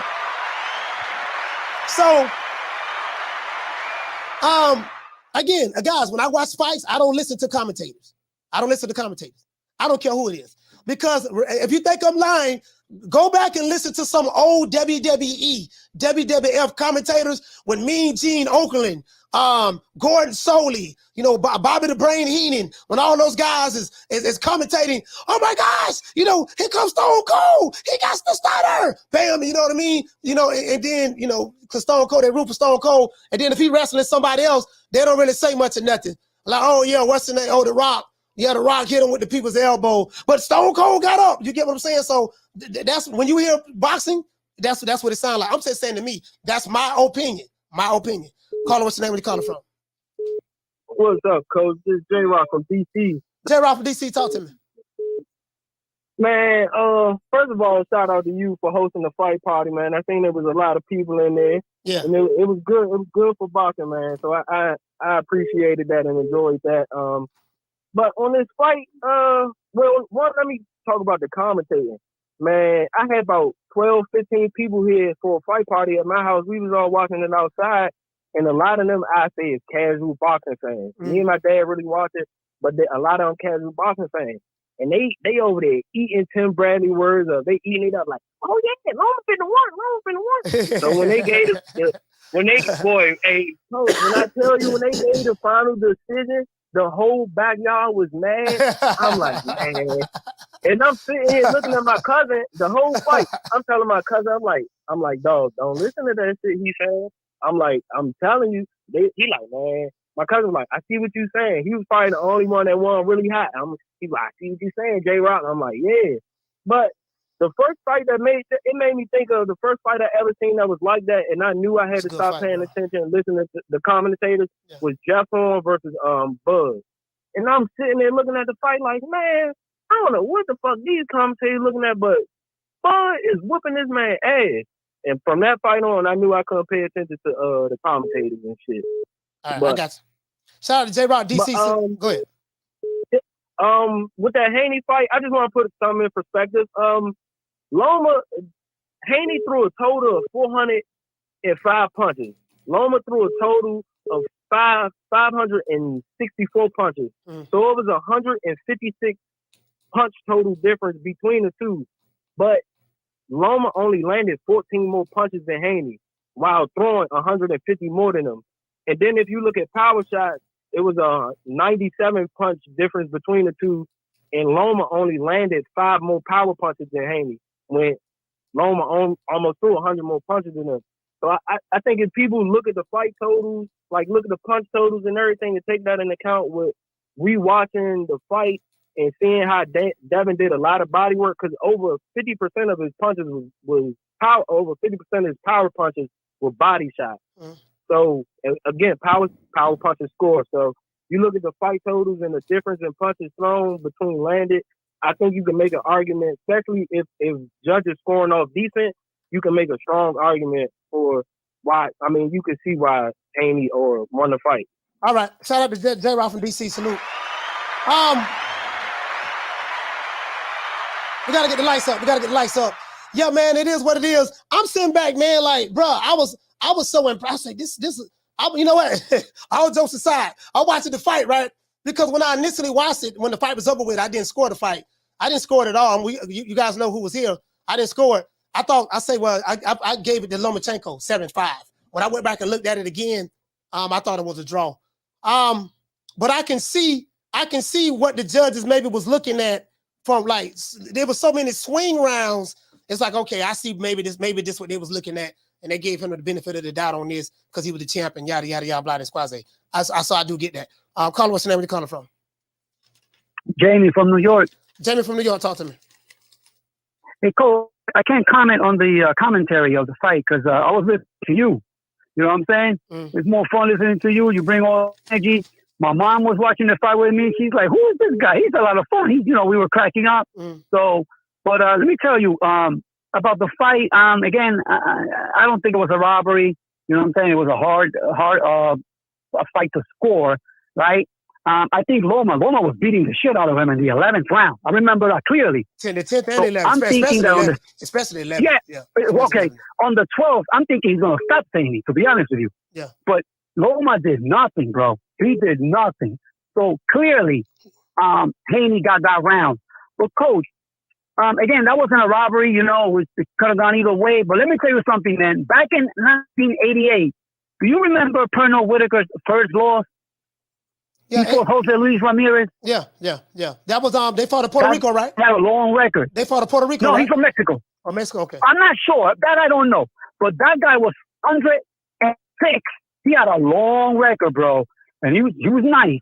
But let me tell you, coach, I was watching that fight live, and that's the first time. People like to throw that word around, robbery. That's the first time I felt that way watching a fight, because Whitaker clearly smoked that guy, right? Yeah. And the judges, they felt otherwise. Oh, yeah. So I remember, his first loss. Yeah, I got you. That's Whitaker's first loss. Yeah, so that's the first time I felt, man, robbery. And I was like, then I started hearing that only in boxing this shit happens. Yeah. You understand what I'm saying? Everyone says that. Everyone I know, only in boxing, Your phone went out. Your phone went out. All right, Jamie, salute. His phone went out.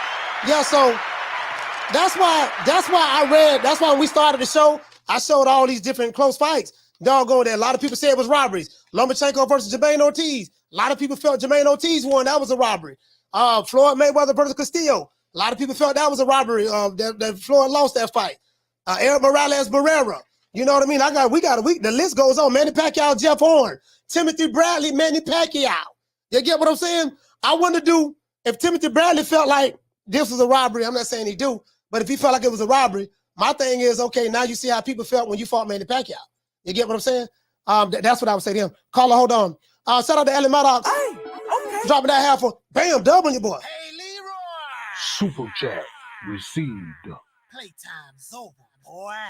He said people talking body shots, but when did body shots get scored at the same as headshots? He said Dev fans act like Dev went untouched. His mouth spitting blood. Yeah, that is true.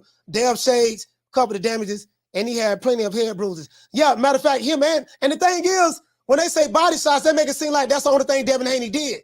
But Lomachenko was getting touched in the face as well. Both men was touching each other in the face. Lomachenko was bruised up. Devin Haney was bruised up. So Alan, I totally agree with that. Shout out to Mr. JRC.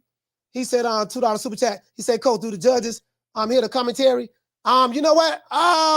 The judge is supposed to have earbuds in their ear. I think the judge is supposed to have earplugs in.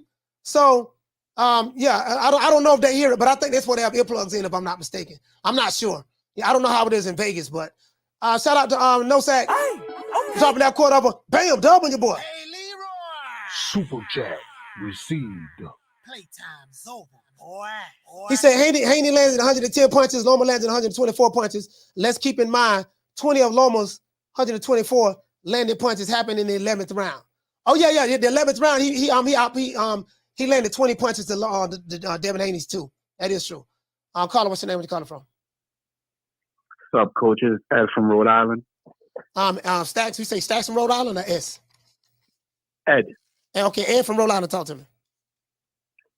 It was a good fight. I think people just haven't seen a good fight in a long time, so they don't know what it is. Because all them Tank fights, we all kind of knew Tank was gonna win, and now we have a good boxing fight, and it's a close fight. I had Haney winning, and people are gonna have mixed reaction. But if you watch the body work that Haney did, it was great. Every time Loma hit Haney did counter and hit him right back, which a lot of people wasn't talking about. But it was a great fight. Them commentators are the worst. So listen to you, Coach, and that's all I gotta say. Thanks. Hey, shout out to Ed from Rhode Island.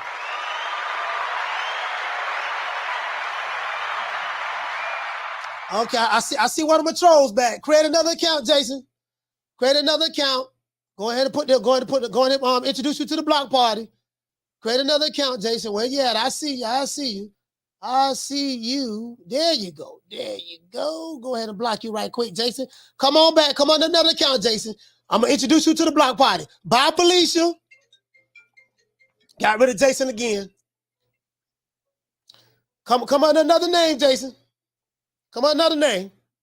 Every time you come, I see you. I'm going to block your ass. Call what's your name? Where you calling from? Coach, what's happening, man? It's Casino Life Prayer from my name. Casino, talk to me. Man, I got a couple things to say about the fight, man. That was a good ass fight. Like that was a great fight. You know what I mean? I was entertained. You know what I mean? That's it. It was a lot of back and forth, and I feel like that's what a championship fight is supposed to look like. You know what I'm saying? That's what it's supposed to look like when it's two champions fight.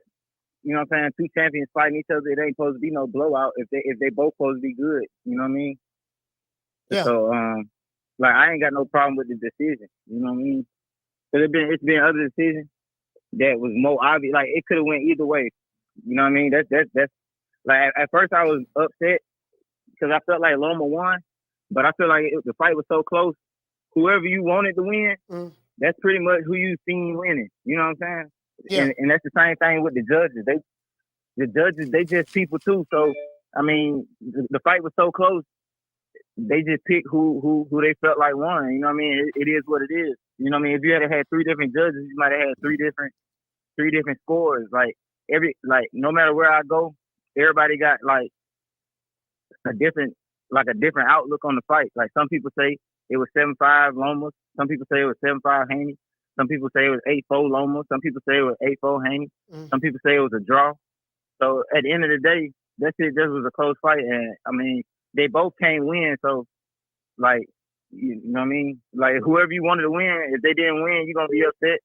I mean, and you got a good argument if you feel like Loma won, and you got a good argument if you feel like Haney won. Like that shit was close as hell. All like right. it just is what it is. But it was a great fight. It was a great fight. And I feel like that's how a championship fight supposed to look. All right, shout out to Casino Life Prayer. ATL, stand up. Yes, sir. That was a damn good fight, bro. I'm not gonna lie. You know, which fight was better? Was the Lomachenko Devin Haney fight better, or the Tank Davis Ryan Garcia fight better? I wanted to ask that question. Which one was better? And this ain't no shade on neither fighter. I'm just asking. Shout out to Christopher. Dropping that quarter over. Bam, dub on your boy. Super chat received. Playtime's over, boy. What to say, Chris? Chris say, he said, Coach, I felt Ortiz beat Loma. Yeah, quite a few people felt Ortiz beat Loma. I remember when we did the show, a lot of people was calling in saying they felt like Ortiz got robbed against Lomachenko. Lomachenko got the benefit of the doubt. So that's just how it go, bro. That's how it go, fam. It is what it is. Caller, what's your name? Where you calling from? Yeah, this Rain Man from Michigan. Rain Man from Michigan, talk to me. Yeah, it was definitely a great fight, man. It could have went either way. I personally had it 7-5 Haney, but a lot of people say robbery, but close fights, it can go either way. I mean, it's not really a robbery. If they do a rematch, that'd be another good fight. It'd probably be bigger than this one. But they don't really need to do a rematch. If they don't do one, he's probably gonna move up. But one funny thing was I was watching the fight and I was listening to you, and my wife was like, "How you gonna watch the fight and you still listen to YouTube while you watching the fight?" I said, "I don't want to listen to the commentators." Yeah. But it's better to listen to somebody like you that's basically just talking about the fight realistically rather than just, them other people, they got their favorites or whatever. Yeah, I know. I'm not on nobody's payroll, so it is what it is. I mean, I get it. I do get it. You get what I'm saying? People feel some type of way. Yeah. I love the old school fighters, and love them to death, and I hold them in high regard. I don't hold any fighter that's boxing today. I don't hold them in the same light as I hold a Hagler or Salvador Sanchez or Roy Jones Jr. or James Lifestyle. I don't hold these guys to that, so I don't have an attachment to them like that. You get what I'm saying? I'm like, man, I'm like, man, it was a good fight. Whether I agree with the decision or not is irrelevant. The fact of the matter is, I'm not gonna, I don't have that emotional investment in it, in Lomachenko or Devin Haney or any of those fighters. Tank Davis, Shakur Stevenson, Terrence Crawford, Errol Spence, Anthony Joshua, Tyson. I don't have an emotional attachment to none of these fighters like that. New Way the Monster, I just don't. Right. None of them. You know what I mean? So for me, it's like, it's whatever. You get what I'm saying? I just want to see a good fight, good content, and that's all I want to see. You know what I mean? May the best man win. I pick who I think is going to win. If I'm right, cool. If I'm wrong, cool. And we know, because you can't get them all right, you can't get them all wrong. And let's move on to the next fight. Yeah. That's just where I'm at with it.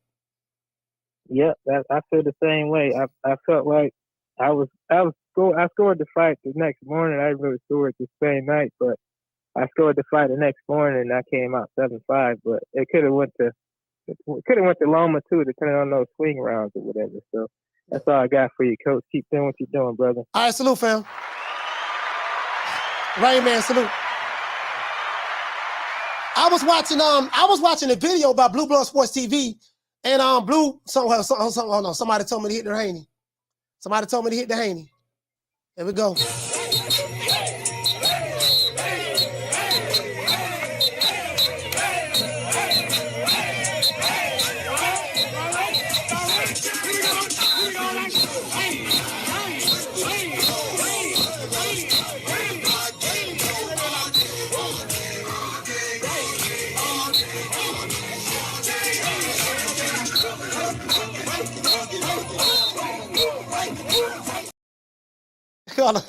Every time I see that video, that shit had me cry. Carl, what's your name? Where you calling from? Coach, what's going on? Is Rob from New York. What's going on, Coach? Rob from New York, talk to me. So I actually went to Vegas this weekend. It was the first time going to Vegas and watching a fight live. And before I start up with my conversation, what I gotta say is, Coach, you got a lot of balls. I gotta tell you that, because in order for you to say the stuff that you say online and get these threads, putting yourself in that environment, man, I got to give you all the props in the world. So salute to you. Yes, but with that said, being at the fight, seeing it live, and I had called the show a couple of days before the fight and had said it was a 50-50 fight.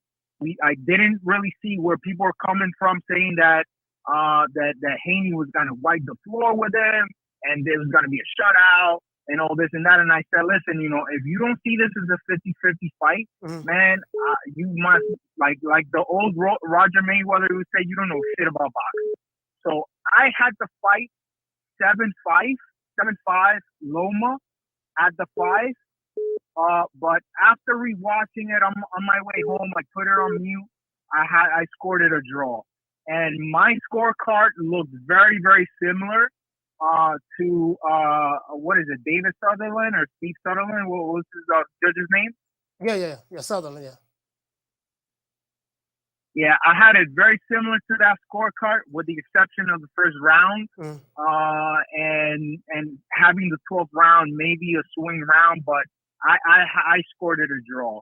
Off my feelings at the beginning, I had it a 7-5 Loma, but rewatching it, it was pretty tight. But this is my only problem. This is my only issue. And sorry for extending the call for so long, but we don't really have a set criteria on judging fights. Yes, on one fight, we want to say that it's ring generalship. On another fight, we want to look at pretty much command of the ring, aggressiveness, who's getting punch counts. Another time is like who's landing body punches. So on one of the judges, I think Moretti, on one of his previous fights, he had not counted a fighter's body punches at all, and now we're looking at Haney for this fight, and we're counting body punches. Like, tell me where that makes sense. I feel like it was a very close fight. Could have gone either way. I just don't like how things, like, there's no clear criteria on judging a fight, because it all comes into politics a lot of the times, or who we seem on favorite. In terms of Loma, all right, yeah, I got to wrap it up. But go ahead. I just last thing. In terms of Loma, I understand. We feel bad for the guy, but as we all know, if you want to take it from the champ, you got to make it clear and concise, and it is what it is. So thank you, Coach. Yes, sir. Shout out to Rob from New York. Salute, fam. Yeah, so I see what Rob is saying. What Rob is saying is, there's no set way. Like judges should have a certain way. Look, these are the rules. This is how all judges should be able to score fights the exact same way. It should be this the criteria we go by. But the thing is it's to the discretion of the judge, and all judges are not the same. So it is what it is. Carla, what's your name? Where you calling from? Hey, Bo, what I tell you? Hey, Ron, boy, talk to me, Phil. Yeah. You said it. I told you, don't listen to these bammers. I know you got some good motherfucking listeners, and y'all, I especially shout out, man, to the folks over here. You said it, bro. But you know the motherfuckers talk all that dumb ass shit, talk about Loma this, Loma. I mean, no, not you know what I mean by the Loma, that Bob is Loma's cat and all that. Y'all bammers, y'all don't know shit. You said it, dog. Y'all don't know shit because you just started looking at boxing. That's your problem.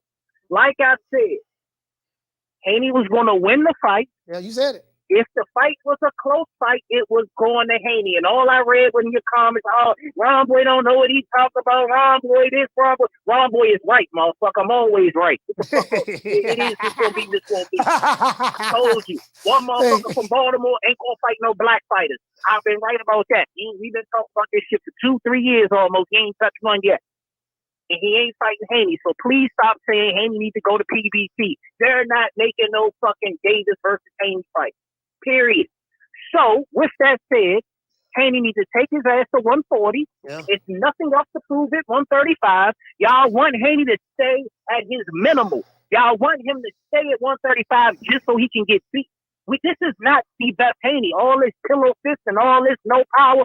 Okay, that's why he needs to go to 140. Stop trying to pigeonhole him in one fucking division. I know y'all used to these new career welterweights and all this Bama shit they got going on. No, Haney needs to go to 135. It's time to move up. It's nothing else to prove at 135. Absolutely nothing. And if Loma wants a rematch, jump to 140. We can get the rematch. Other than that, I was born. Haney is that motherfucking youngin. Stop hating on him because he's the only motherfucker out here fighting everybody y'all want him to fight. Name one motherfucker he ain't fought that y'all didn't want him to. Name one motherfucker y'all wanted him to fight that he didn't fight. Ron, he couldn't get. He tried to fight Ron Garcia. You called the show. You called the show and said exactly what was going to happen. And I was like, Ron, boy, you sure? Because Bob Bam love Lomachenko. You say, look here, Mo, check this out. Don't let them Bammers trick bag you, Mo. I'm telling you, Bob don't care nothing about that. Bob looking at, he got some young stars coming up.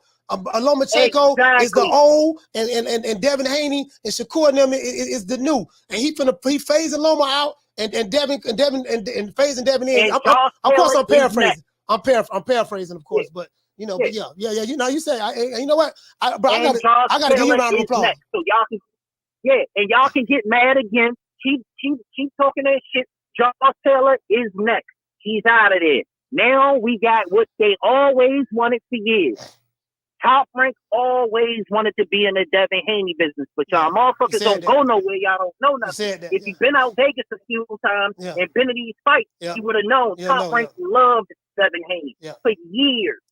So are you saying that because they love Devin Haney so much that they robbed Lomachenko? They robbed Lomachenko and gave the fighter?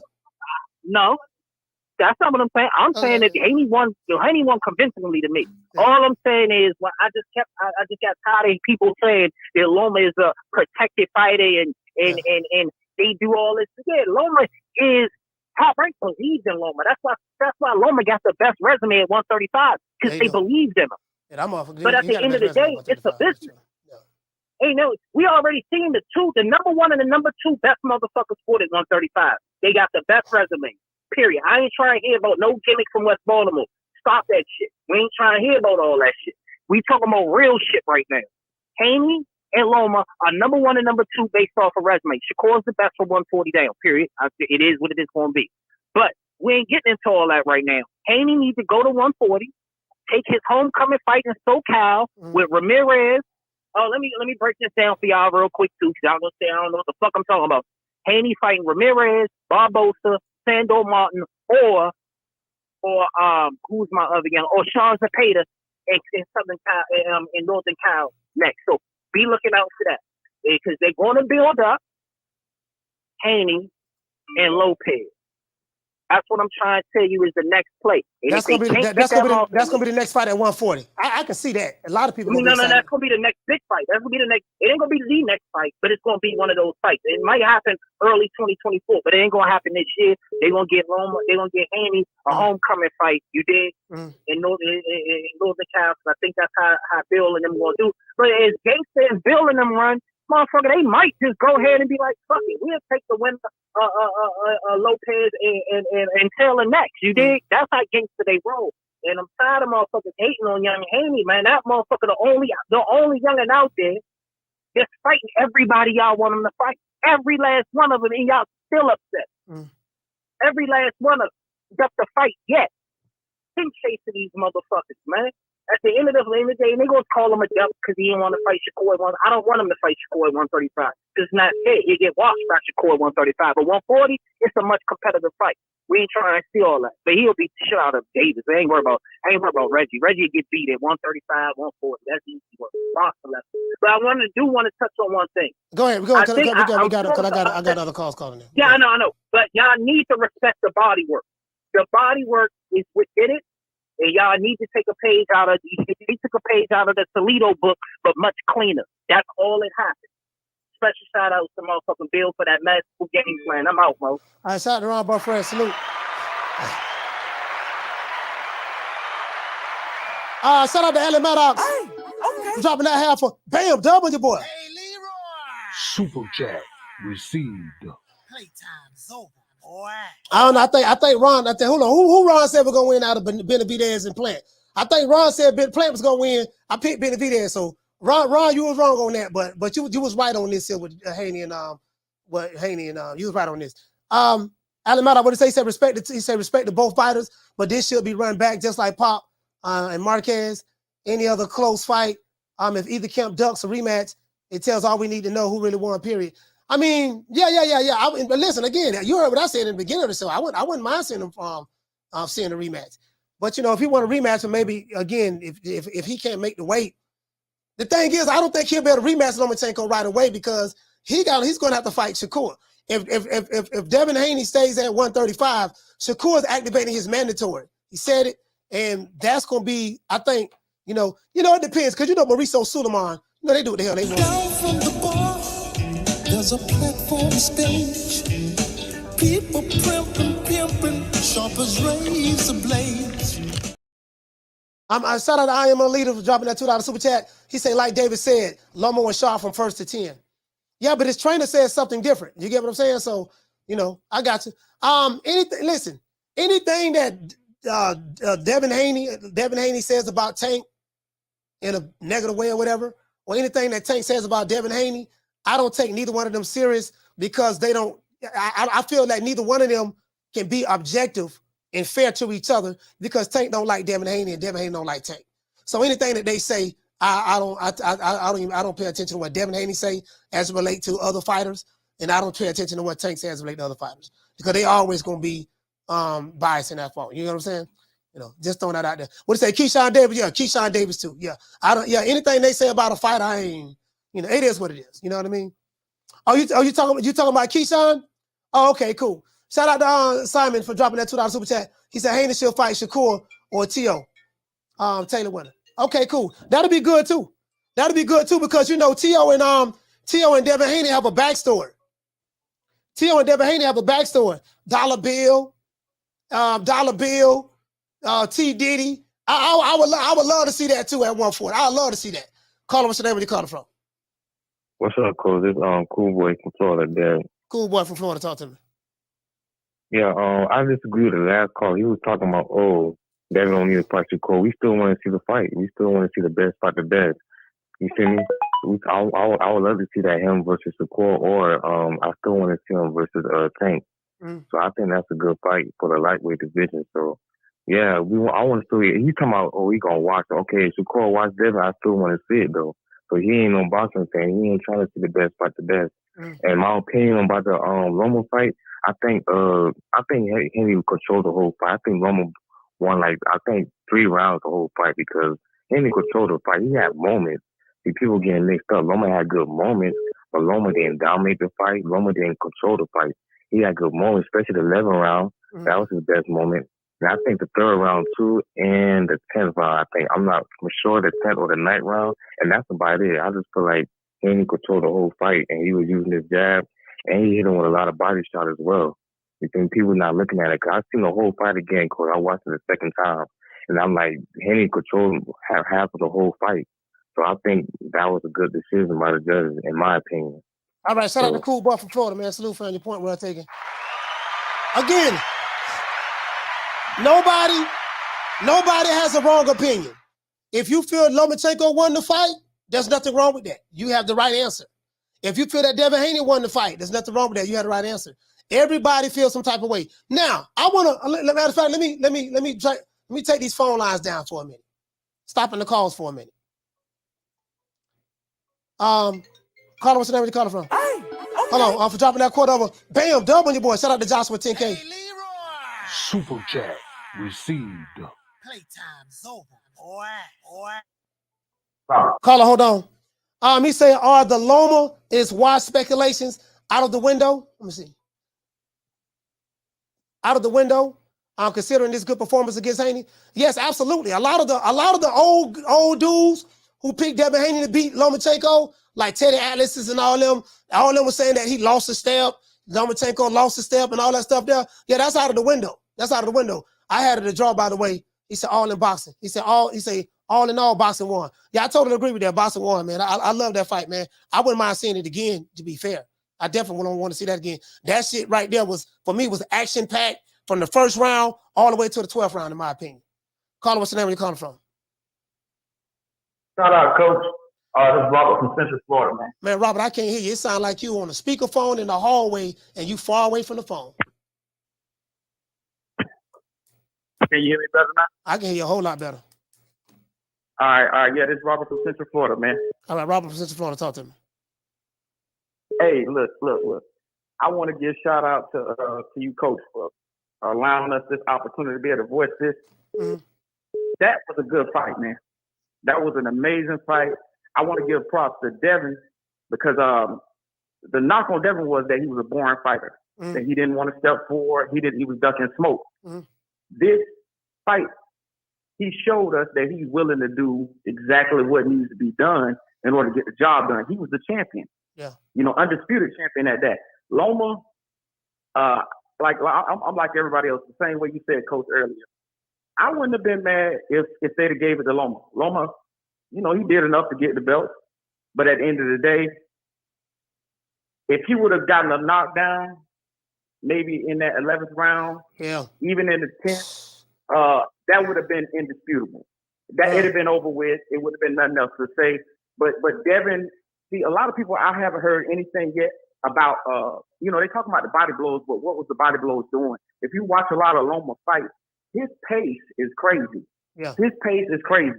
When he turned it on, you cannot turn it off. That's been the thing about Lomachenko, the Matrix. You can't figure him out. Once he gets to going, you cannot stop this man. Devin was killing him with them body blows. You can see a few of them there in the middle round where it was literally lifting him up off the ground, man. It was lifting that boy up off the ground, man. He was really still, even though, Devin don't got a lot of power, but they were effective enough to dictate the pace of the fight. And that's one thing that really impressed me about the fight and what gave me, as far as my mind, when I was watching the edge for Devin. I graded this thing 7-5, honestly. Mm-hmm. If it would have been a draw, like I said, it'd have been cool. But Devin was giving this man work to the body. And I don't know why these people talking about their boxing fans, but then they want to discredit body blows. Have you ever been in the ring and caught one of them? I get what you're saying, but everybody's entitled to their opinion. Everybody scores fights differently. Everybody see it the way they see it. That's why I don't get caught up in, like, you have an opinion. There's someone that feel totally opposite of how you feel. And that's fine with that. Me, I just, hey man, that's how you saw it. Okay, cool. And I saw it this way. That's how you saw it. Okay, cool. And that's it. Because I'm not gonna get into the argument of how you feel about something you saw. I'm just not gonna do it. Hey, but Robert from Central Florida, thank you for calling, brother. We got a lot of calls calling in. Thank you, fam. Your point has been well taken, my brother. Salute. Central Florida, stand up. Appreciate it. Yes, sir. Shout out to Kasaka for dropping that half for bam, dub on your boy. Cash out. Super chat. Cash out. Playtime's over, boy. Kasaka say Dollar Bill did a horrible job. Kasaka say Dollar Bill did a horrible job. A horrible job. Terrible. Caller, what's your name? Where you calling from? What's up, Coach? Is the inevitable. D Block, D Town, D City, D Ville, Baltimore. D Block, talk to me. What I tell you, Coach? I told you, man, it was going to be one of the greatest fights we've seen in a long time. It lived up to everything. Controversy. I mean, we got Bob Arum in the press after the fight telling Lomachenko, "I think you won the fight." Yeah, I got the video. I got the video. Can you believe that? Yeah. I can't believe that shit, man. The hypocrisy, man. How you doing that? And then not just that, they signed. So it's coming out that Haney had signed a contract already with Top Rank before the fight. Where did it come out That's from? What they're saying. Where did that come out from? Who said that? It came out. I think it's on Fight Hype, Coach. I think it's on Fight Hype. Yeah, what it was. Paulie Maldolani said that on Fight Hype. Oh yeah, He did an interview with. I had a video right here. I'm going to show it. I'm going to play it. Yeah. That's why I took the number. That's why I took the number down. I'm not accepting any more calls right now. I took the number down. Paulie Maldolani said it that and I'm like, but where did he get that from? Yeah. He's trying to stain. I think, Coach, he's trying to just stain Haney's name. I mean, he don't respect him, man. Look, I respect Paulie as a commentator, but I mean, he's trying to drag Haney's name. He's never respected Haney for some reason. I don't know why. But I want to say something, man. I want to keep it real. Saturday night got lit. We all got crunk. The hood came out, and we had people that were going for Haney, and then they turned on me, and they said Lomachenko won, and I was faithful as a faithful person can be, because my eyes didn't lie to me, Coach. I know I drank a little, but shit, I saw Haney win 8 rounds out of 12. 8 rounds. That's just me. I mean, Lomachenko had his great moments because I told you, Coach, he's great. He's one of the greatest fighters of all time. My opinion. Amateurs. You said amateurs. Okay. his foot movement, his leg movement, the way he moved his head. I mean, just the combinations he will be throwing. I mean, he was great, coach. That motherfucker good, bro. Haney, this was Haney's Mount Everest, like I said, coach. And Tank Davis, bobblehead, he saw that. And hopefully now, coach, we can finally get the fight that we want. Now, we can't get the fight that we want between Haney and Tank Davis. I want Haney, if it's cool with him, because I know he has a great team behind him. I want him to go up to the 140, beat up Romero, show him what a real true champion is, and then fight the winner of Lopez and then you know, the Irish dude. I don't know get his name, but I'm sorry. You come about Sailor. Yeah, he's from Scotland. I got you. Yeah. And Shakur, coach, Shakur is the truth. He is the truth. D-Block, D-Town, D-City, D-Ville, Baltimore. Shout out to D-Block. I want you guys to hear this. I want you guys to hear it. This is Paulie Mazzolani. This is from Paulie. Now, this is Paulie's opinion. This is Paulie's opinions only. Only my job, I'm not here to try to tell people how they think. On my show, I don't try to impose my opinions on anyone.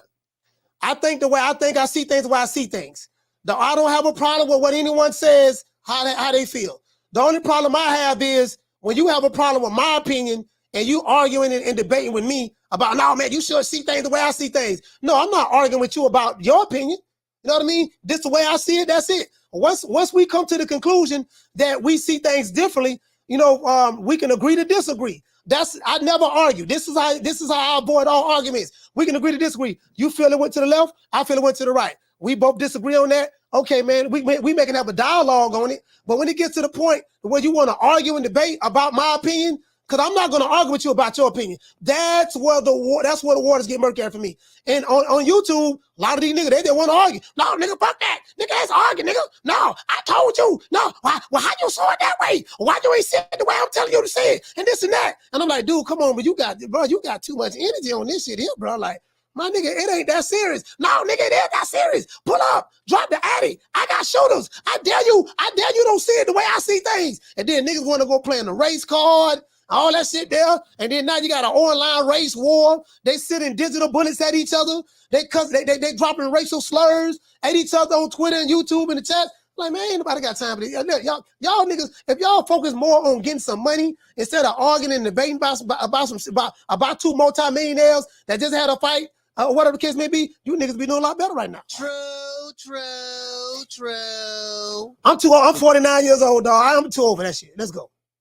Fight, but boxing politics. You know, there's more of a future for a 24-year-old as an undisputed champion than there is for a 35-year-old. And unfortunately, the business of boxing doesn't have any respect. It doesn't discriminate. It will. So you heard what he said? He said, unfortunately. He said the business of boxing, they have more in line for the future of a 24-year-old versus a 35-year-old. So this is what Ron Boy Fresh said. Ron Boy Fresh said the same thing. You know, Haney is 24, Loma is 35. You know, Bob don't care nothing about, even though he loved Lomachenko, but when it comes to the business, he gonna, you know what I mean? This is what Ron Boy Fresh been saying. This is what Paulie is saying right now. He's saying that Lomachenko basically got robbed because the business of boxing did not want Lomachenko to win the fight. They wanted Devin Haney to win the fight. Now, I want to break this down. This is so crazy. This for you guys who, I see the hypocrisy in both sides. You got guys who say Bob Arum is racist. He don't like black fighters. He don't know how to promote black fighters. But now people are saying that, man, he robbed the white fighter, Lomachenko, for the black fight. And then you have people who say, well, oh man, well, Bob Arum, you know what I mean? You know, he robbed, Bob Arum, he only, what did he say? The other side is Bob don't like the black fighters. You know what I mean? He only like Lomachenko. He always want to see the fighters, the non-black fighters win, on the non-white black fighters win, and he don't want the black fighters to win. Okay, well, that blow your whole argument up because Devin Haney just beat Lomachenko. This is a guy that's highly regarded by the mainstream media. So what I'm seeing from race hustlers and race baiters online, whether they black, Hispanic, white, whatever, it's like they're changing it up. When it doesn't fit the narrative, they want to throw it away. They throw the race card away. Like this the race card. When it fits the narrative, they want to hold on to the race card. Look, that's what happened. And I'm like, bro, like, and then niggas want to argue this shit. I'm not gonna argue with these niggas. Like, this shit is ignorant as fuck to me.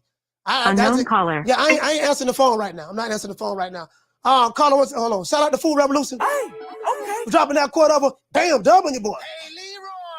Super chat received. Playtime's over, boy.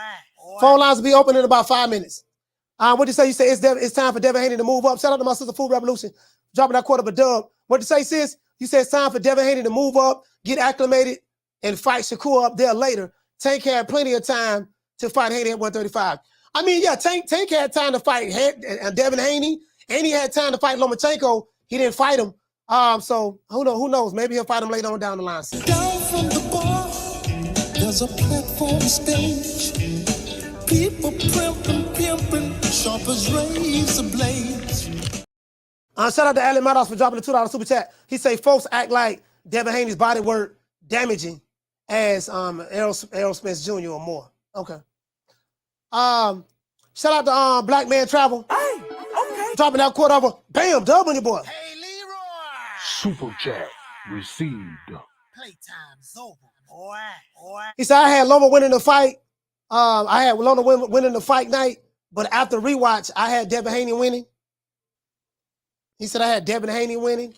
I had Devin Haney winning. It's different when you rewatch it. Okay. I got you. Let's go ahead and hit this Paulo Mazzolani again.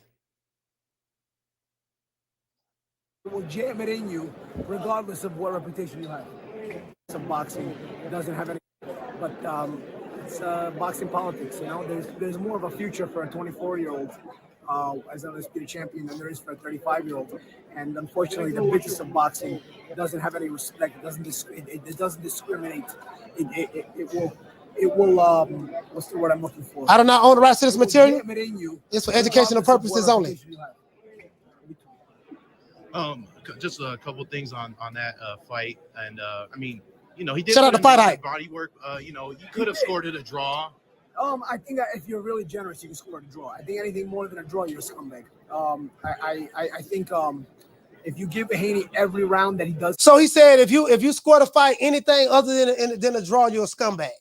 So he is of the opinion that if you don't see things the way I saw it, and if you gave Devin Haney the victory, you are a scumbag.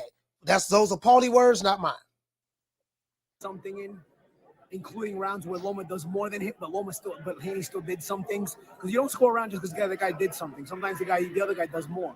So there's rounds where Loma did everything and he won those rounds. But then there's also rounds where Loma did more than Haney, but Haney did some things.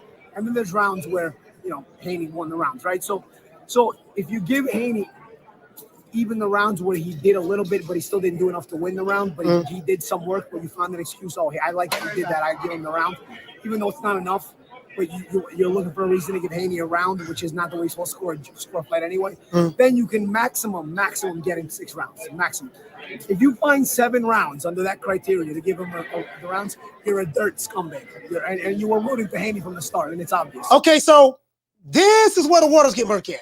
He said, so if you find anything other than if you give Haney more than 6 rounds, then you're a dirt scumbag. He said, and you was going for Devin Haney from the start.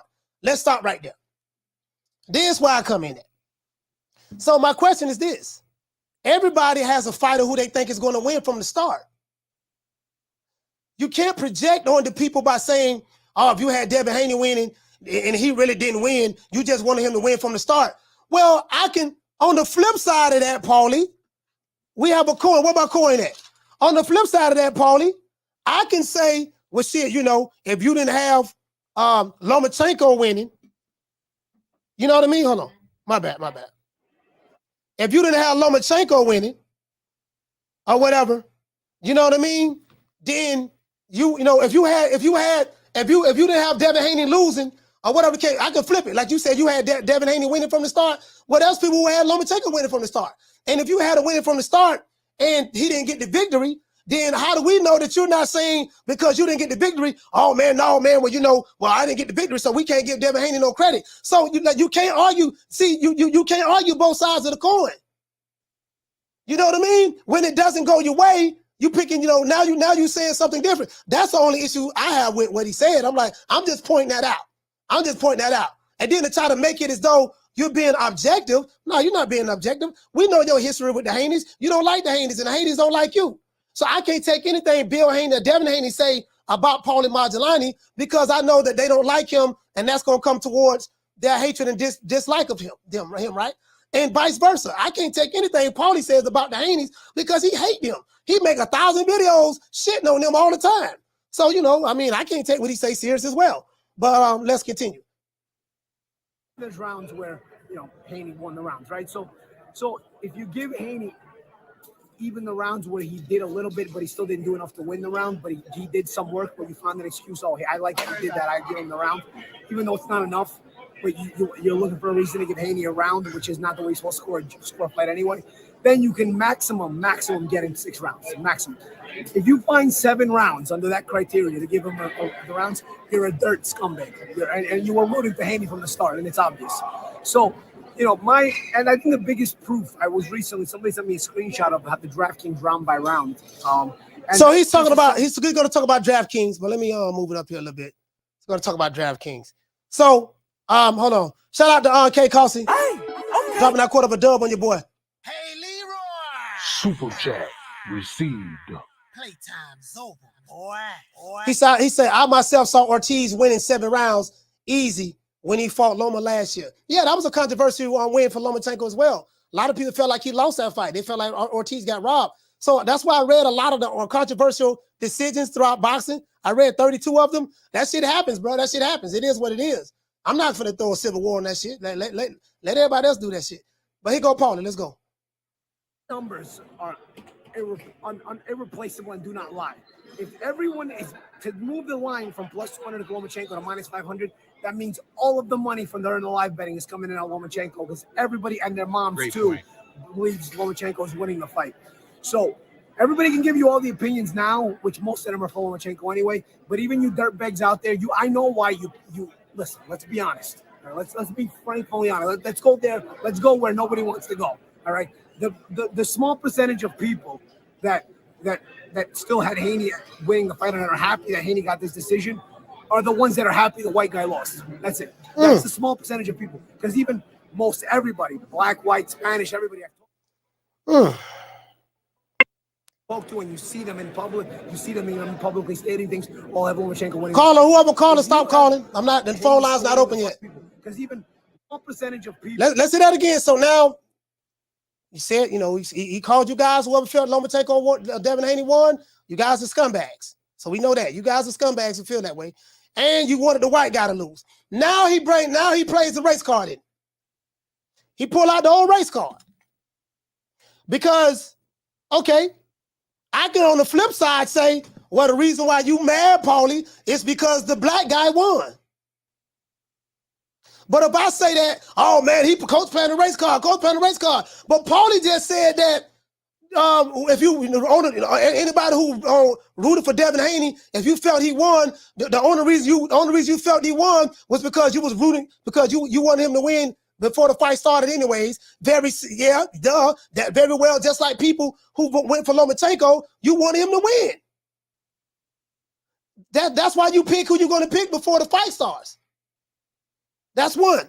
Now, 2, if you're going to say, well, you wanted the white guy to lose, well, it seems to me that you're mad because the white guy didn't win. So you wanted the black guy to lose. But not only that, Paulie, you wanted the guy who you don't like to lose, which is Devin Haney.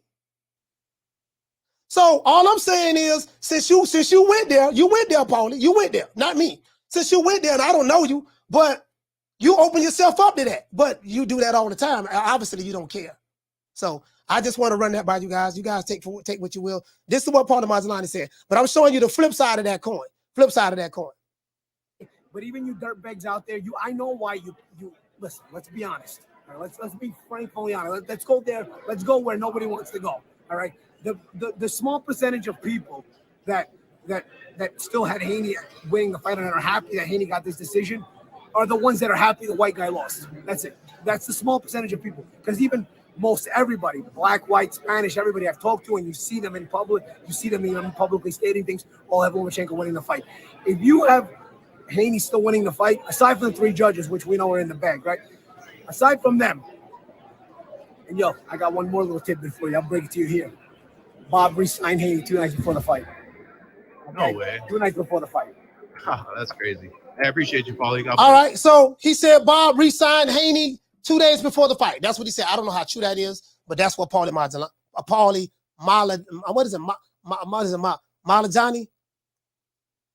I don't know, man. I keep calling him Paulie Majalani, but it's Paulie Malajani. How to pronounce his name? Okay. Oh yeah, Paulie Malinagi. Yeah, Paulie Malinagi. Man, that's a crazy ass Malinagi. Okay, I got it. Malinagi. Phone lines back over, man. As a matter of fact, let's go ahead and give Paulie. You know, I respect his opinion. I don't agree with everything he said. I'm not going to start a civil war about anything he said. I really don't take stock too much into that. But it is what it is. But let's give Paulie the part. Shut that soft ass shit up. And the best man to win. That's some soft ass shit. Shut that soft ass shit up. All that soft talking. I know you can do it, man. You got the. Man, shut that soft ass shit up. Shout out to Jamie Rivera for dropping that $2 cash out. He say Paulie deserves the Broner coat. Oh, I had Arden gave it to him. I didn't even know you had did that. It is what it is, man. It is what it is. Paulie got it off his chest. I'm glad he did. I'm glad he let everybody know how he feel. I disagree with it, but you know what I mean? That's how he feels, so be it. I'm not going to go to war about that shit. We the Shoutout twins. We known for calling everybody out. Please call these people out. Listen, the whole world's looking at you. Call these people out, What's up? It's the Jamal the Hitman Charlo. Let's get it. Who won it? Name them names, man. They know who they is. Name them names, please. The names need to be named. They know who they is. The Mexican monster. Mexican monster. Hello. Yes, sir. Yes, sir. It is what it is, man. One thing I will say, Devin Haney, Vasily Lomachenko, they did bring us back to big-time boxing. I really appreciate what Lomachenko and Devin Haney did. They showed you what happens when the best fighters fight each other. This is why when people talk about, well, my fighter the best this, he's the best that, and he's fighting subpar competition.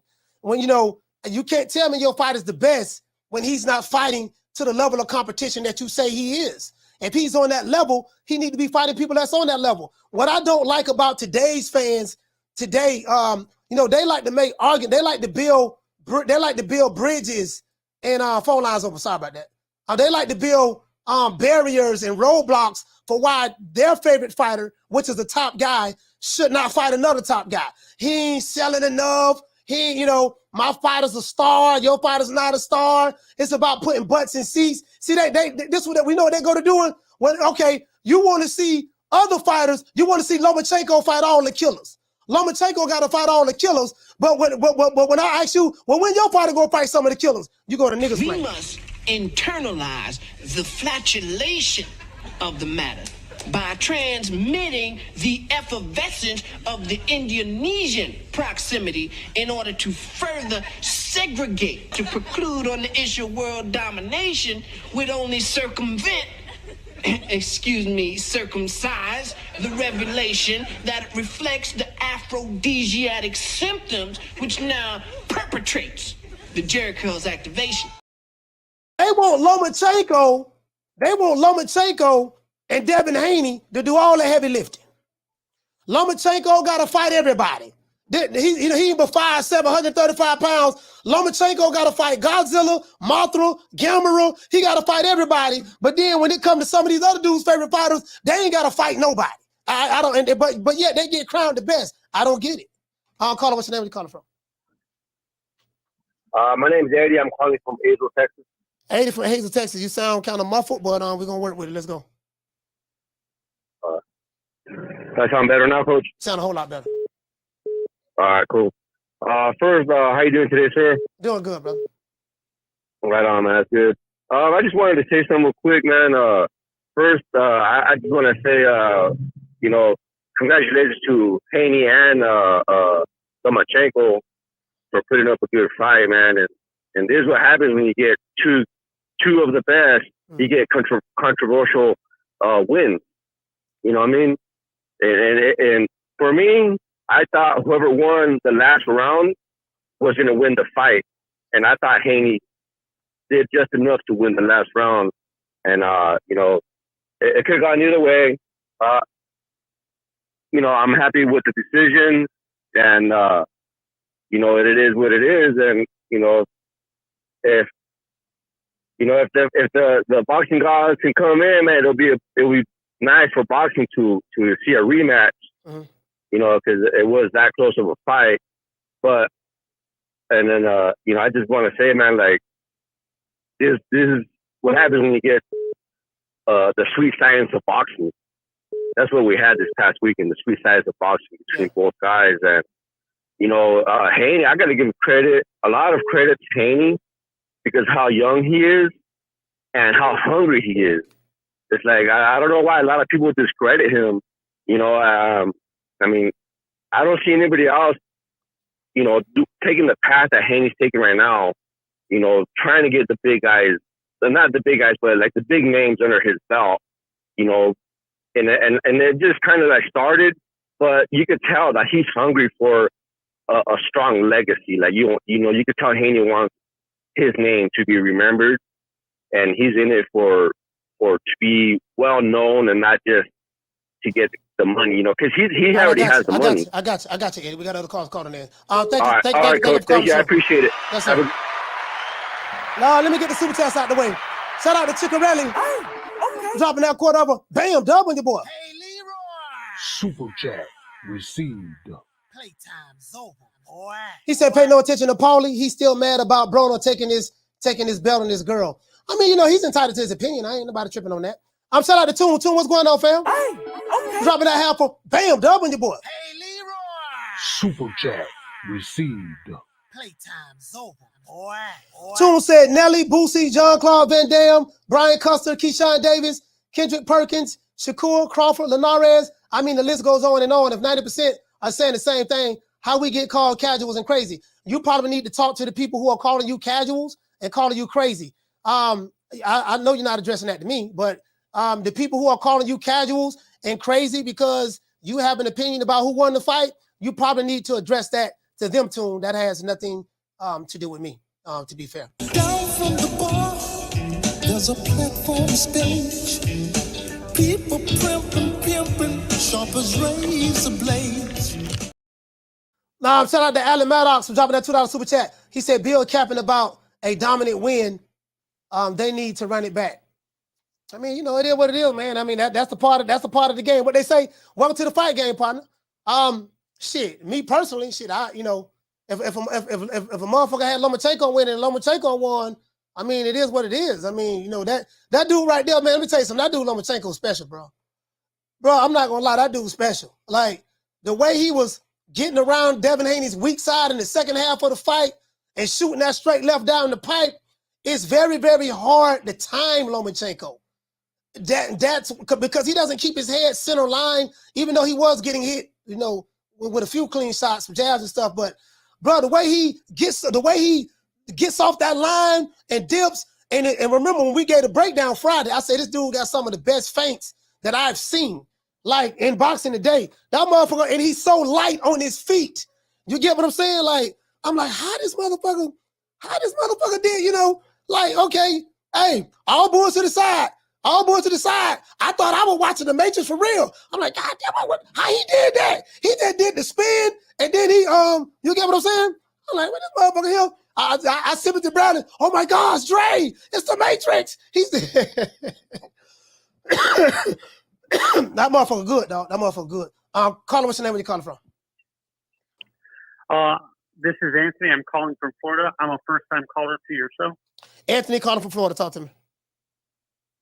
Honestly, I disagree with the scorecard a little bit. I don't have it.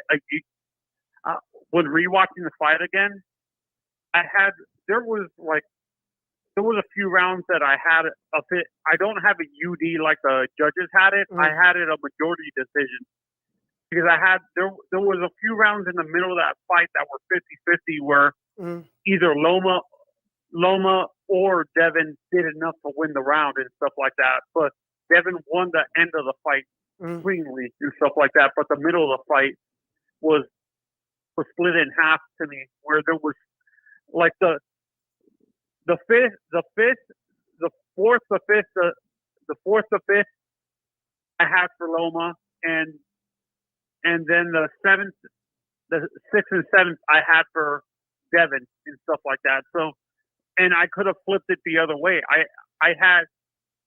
didn't have it like the judges had it, which is a unanimous decision where they had it clearly that Devin won all around and stuff like that. Mm-hmm. Do you agree that it's a UD, or did you have it a split decision or a majority decision in your opinion? No, I just I said it was a draw. I did see where Lomachenko could have easily won that fight. I could have been 7-5 Lomachenko's way. I don't have a problem with that at all. Because I think he did a lot in order to get the win. But then I looked at it the other way as well. When I watched the fight live, I had Lomachenko winning 7-12, didn't score it. When I went back and rewatched it, I had the fight a draw. That's the way I had it. But shout out to Anthony from Florida. Salute to you, fam. Thank you for calling the show. Shout out to Toon. Hey, okay. Dropping that quarter up. Bam, double your boy. Hey, Leroy. Super chat received. Playtime's over, boy. He said, hey, coach, how you feel about Haney and Bill hauling ass when Shakur got in the ring? They ain't even want an entertaining conversation. He don't want Shakur. Hey, yeah, you know what? I saw that.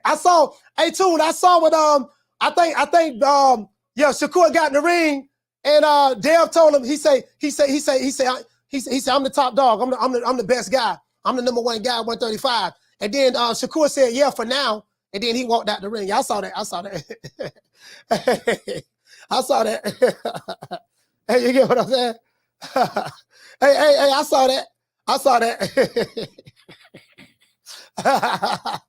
saw that too. Hey, shout out to Alan Maddox dropping that $2 super chat. He said, and that's 35-year-old Loma. Folks, in second, give Loma his flowers. Yeah. Got to give him his flowers. Shout out to Ron Boy Fresh. Hey, okay. Dropping that quarter up. Bam, double your boy. Hey, Leroy. Super chat received. Playtime's over, boy. Ron Boy said, Jokers want young Haney to be a career lightweight when there's nothing else to prove at 35. It's time to go for undisputed at 140, Slim. I got you, Ron Boy. Down from the bar, there's a platform stage. People pimping, sharp as razor blades. I got you, Ron Boy. Caller, what's your name? Where you calling from? Stan again from Cali. Stan from Cali, talk to me. So I was wondering, what was your opinion on Bill telling Devin to duck and get low? In my experience, I didn't hear it because I had the volume turned down when I watched the fight. I watched it when we did the fight party on Saturday. Yeah, he's telling them to squat down. That brought him into Lomo's punching range. I mean, to me, a taller fighter should stand up. You could stand up tall and not keep your chin up high. But if he would have stood up tall and jabbed to the throat and solar plex area, and Lomo would have to reach to land that left, and just throw a short left hook to counter. I thought that would have been a much better strategy. But I did have Devin, like I said earlier, winning 115, 113. So I mean, hopefully he'll go into he'd go after Tank. I mean, if Tank is who he say he is, he should be able to take that fade. It's the best fight that could be made in boxing, in my opinion. All right, shout out to Stan from Cali.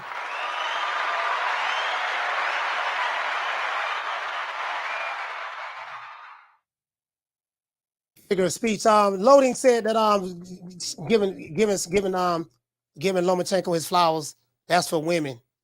That's not for women. I think you totally misunderstood that. Loading, I know you got to be young.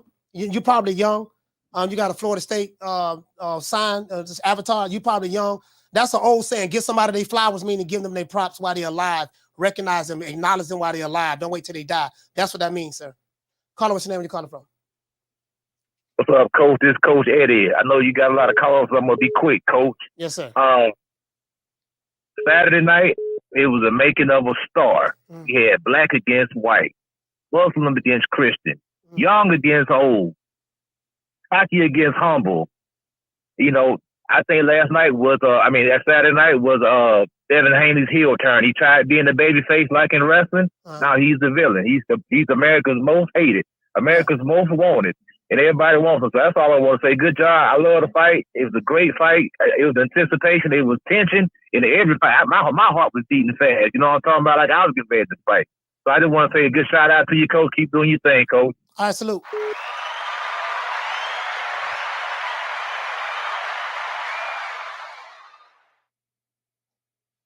Caller, what's your name? Where you calling from? It's Mayo from the Shot. Mayo from the Shot. Talk to me. Hey man, it was a great fight. My scorecard, I saw it like you did after the second time. It was I scored the 6-6 when I saw it, so I wasn't mad if it went either way. Good fight, instant classic. The best fight in the best, very high level. It was worth the pay-per-view price.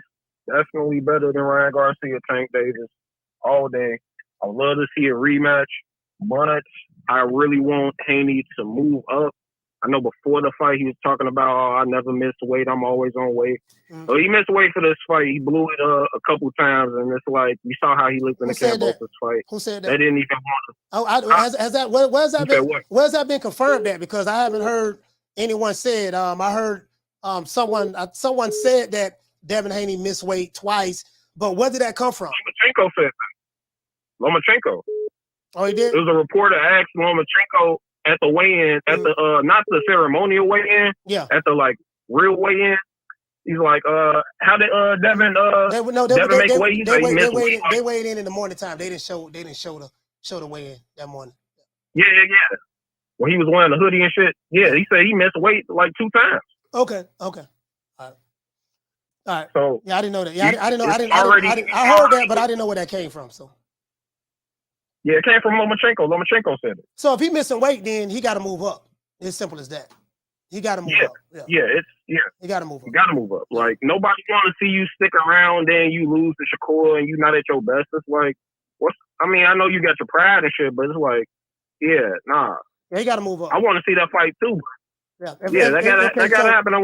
If Loma said that, then if Devin Haney missed weight twice and he had to reweigh himself a couple of times, that means he needs to move. He needs to move up. Yeah, he needs to move up. He need to move up. Yeah, he need to move up. And then once he move up, yeah. Shout out to Mail from the Shot. Salute, fam.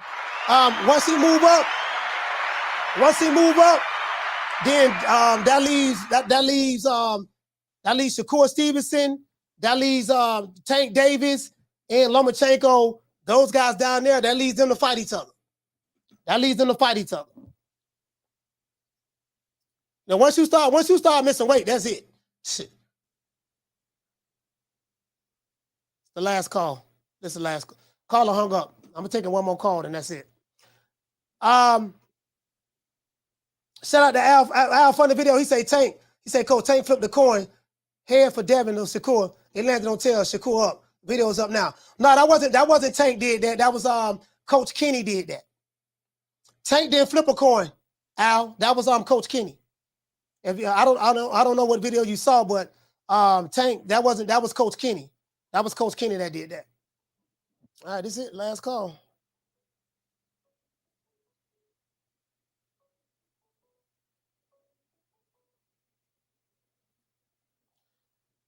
Caller, what's your name? Where you calling from?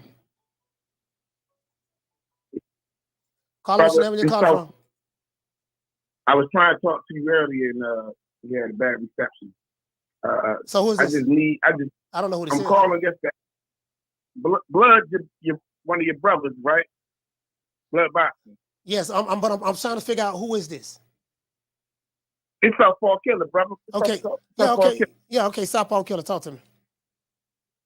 Been there with you from the beginning. I thought Lomo won in this the first night. I watched it, and then I rewatched it, and I seen what was happening. Only because Blood Boxing broke it down. Can you do me a favor, Coach? Can you please watch that Blood Boxing? Yeah, I'm gonna look at it. Film down, please, bro. Yeah, I'm gonna look at it. I look at all Blood stuff. That's my main man. That's my main man. I look at all this stuff. I just haven't seen the breakdown yet, but I'm gonna look at it. You'll be like, what? You're gonna be amazed, brother. You're gonna be amazed, man. You changed my mind like a mug. That's all I had to say, man. I was probably about an hour trying to get back there. Yeah, a whole lot of people, man. We got a lot of calls today, man. Hey, but oh man, well, you blazing out there, so this is a good topic today too, man. I'm gonna sit back on the sideline and just listen, man. Shout out to Southpaw, man. Shout out to Southpaw Killer. Salute, fam. So this is how I see it. I'm really happy, man, that we had Katie Taylor, Chantel Cameron. That was a hell of a fight. I saw that fight. I didn't see it live, but I had to go back and watch I had to rewatch the fight, and I heard it with the commentators. So that's how I know how they was commentating the fight. I had people calling me after the Devin Haney Lomachenko fight. You know, emotions are very, very high. People are all over the place. A lot of people have their own agendas they're pushing. I don't give a fuck. I tell you guys time and time again, anybody can get it. Doesn't matter to me. This was a classic fight. I love the fact, and then we read a lot of the controversial fights over the years that we received. Mayweather Castillo, you know what I mean? Bradley Pacquiao. And I particularly point out to that one because Manny Pacquiao had been a part of some of the biggest fights that they like that we call robberies. He's been a part of those. Pacquiao, Jeff Horn, people say that was a robbery. Pacquiao, Bradley, people say, you know, and then Tim said that he was getting death threats and everything and yada, yada, yada, yada, yada. So I was like, damn, I didn't know it was that bad at that time. And I think Tim, shout out to Timothy Bradley, man. I really like the brother. He's a cool brother. I don't agree with everything he says. I don't. But I don't throw the baby out with the bathwater. I have a great deal of respect for him. You know, but a lot of people said that his commentating was horrible. A lot of people said his commentating was horrible, and they said that he was pro Loma in the commentating. And you know, I mean, I've said it on my show, and when I interviewed him, I asked him that. I said the only thing I don't like, I spoke about him, and I spoke about Teddy Atlas. You guys remember that? And then he said, yeah, well, you know, man, well, you know, who you know get around that weak side like Lomachenko outside of Pernell Whitaker. Then I thought about it. I said, well, the only one I know can get around the weak side like that is Pernell Whitaker. You know what I mean? He does it effortlessly. He gets around the weak side, then he shoots the straight left, right, you know, right down the pipe while getting around. You know, that dude good, man. Very light on his feet. I'm not gonna lie, man. I don't watch a lot of boxing. I haven't seen too many fighters that light on their feet like Lomachenko. That dude is very, very light on his feet. You get what I'm saying? I say, damn, this motherfucker here, man. And his feint game is like Tyson Fury has some good feints, but it's more irky jerky. That motherfucker there, man. That motherfucker there, bro. Like, bro. I say, you know what? Okay, I get it. Now I see why they call him the Matrix. I see why Tim, I'm telling you, he's the Matrix. He's this, he's that. I'm like, hey, listen, I ain't gonna lie. I saw some Matrix stuff on Saturday. To be honest with you. True. Hey, this is the last call, man. I ain't answering the phone no more. Call him. What's your name? Where you calling from? What's up, Coach? It's the inevitable. T-Block. I'm sorry, Coach. I'm sorry, man. I had to call in one more time. All right, talk to me. Ken Bradley today just said that he changed his mind on the fight. Mm-hmm. He said he said Lomachenko won the fight, and today he announced that Lomachenko did not win the fight. Mm-hmm. He said Devin Haney won the fight. It was on Fight Hype. And also, when you look at it, I told you, Coach. Send me that video. I'm gonna wrap it up. Okay, I will.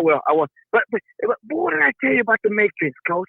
What did I tell you a long time ago when people just kept on ducking and dodging the question, is he one of the greatest fighters of all time? I told you, Coach, he got the combination of everybody, Coach. You know this. So now, hopefully, Coach, you learned a little from me too, you know? Because I told everybody that night, it ain't going to be an easy-ass fight. Now, I did expect Devin Haney to do a Corrales-Mayweather kind of shit. It didn't happen, you know? Corrales and Lomachenko are way off. But I just want people to give respect and give roses to Lomachenko, please. They made my man cry, but that's okay because he's really into the sport. Lomachenko cried, man. I'm not going to lie. I kind of felt sorry for him when I saw him in the back.